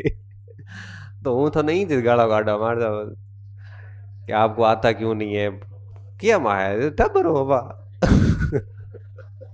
थारी गलती है ही को सही। मैं देखो, मैं तो क्या है कि आपको यूं समझ रहा था जैसे आप मेरे साथ वाले ही है। बच्चों से तो अपन ज्यादा उम्मीद नहीं कर सकते ना। ठीक है, चलो माफ कर देता हूँ, ठीक है। तो हाँ, बागवानी था ए तो जाओ ना, बागवानी की वे सब्जियां होती है, फल फ्रूट है, इनकी खेती क्या कहलाती है? बाग। ये गीत है ना, हरी ये बागों में, हाँ, सुनो ना? बाग हरा होया करे बढ़िया एकदम, फल फ्रूट खेती वगैरह, लोग बागवानी है ना शौक से करते हैं। जैसे पहिया बीजा ठीक आया रहा, बूढ़ापे में आयो रहो। फिर उसको है ना अच्छे से सारी इस भौतिकवादी संस्कृति से दूर जाके अच्छे से टाइम स्पेंड करना है, तो वो क्या करता है? बाग लगाता है घर पे। फिर वो बागवानी करता है, उसमें पानी पाना वगैरह, पत्ते काटने, उन वृक्षों ना शेप देनो, उनमें फ्रूट आवे, वो छाया में बेहनो, प्राकृतिक हवा, एकदम मौज करता है आदमी। बागवानी व्यक्ति शौक से भी करता है, और कई किसान लोग मजबूरी में करें। तो बागवानी के जो क्षेत्रफल है ना, वो सॉरी जो प्रोडक्टिविटी, वो बढ़ गई है। पहले 19-20 में 12.10 मैट्रिक टन था, अभी ये 24-25 में 12.56 मैट्रिक टन प्रति हेक्टेयर हो गया है। बागवानी की और यह परिवर्तन राज्यों में गवर्नमेंट के ने जो जो पहलें की उसकी वजह से हुआ, ऐसा ये कह रहे हैं। जैसे महाराष्ट्र और तमिलनाडु में, ये याद रखना है, केला उत्पादन से लेकर उत्तर पूर्वी और पर्वतीय राज्यों में बागवानी विविधीकरण तक जो आय वगैरह जो प्रयास हुए हैं, इससे क्या हुआ? बागवानी में वृद्धि हुई है। तो केला उत्पादन महाराष्ट्र और तमिलनाडु में केले उत्पादन हो रहे हैं। अब केलों की भी हालत खराब हो रखी है, मांग अधिक है, सप्लाई कम है, तो बस इंजेक्शन दे दे मार्केट में, लेकिन घर तक जाते जाते किलो खराब हुआ वो। एड़ी हालत है। एक इलायची केला भी आता है, हमें छोटो केड़ो आया करे, इलायची केड़ा एक मोटा मोटा केड़ा आवे हागड़ा, जो कोई काम रहा नहीं। कृषि एवं संबंध क्षेत्रों में उत्पादकता वृद्धि, महत्वपूर्ण इनपुट्स और प्रौद्योगिकी की भूमिका। थका हो तो छोड़ जाओ, क्योंकि देखो इसकी एक लिमिट है, दिमाग में ऊपर नहीं जानो चाहिए, आप लिमिट में वे जेड तक इज करनो। ठीक है, कितरो है बेटा बता? एक कोई छोटी हेडिंग में पूरी कर दिया, छोटी बहुत पूरी कर दिया, छोटी कौन नहीं, काफी बड़ी है हेडिंग। हाँ आगे, अच्छा ये नई है, पूरा नया ही है फिर। चलो आगे कल करेंगे अपन, है ना? कल 2 ही घंटे की क्लास हुई, तो कल इसको पूरा कर देंगे पाठ।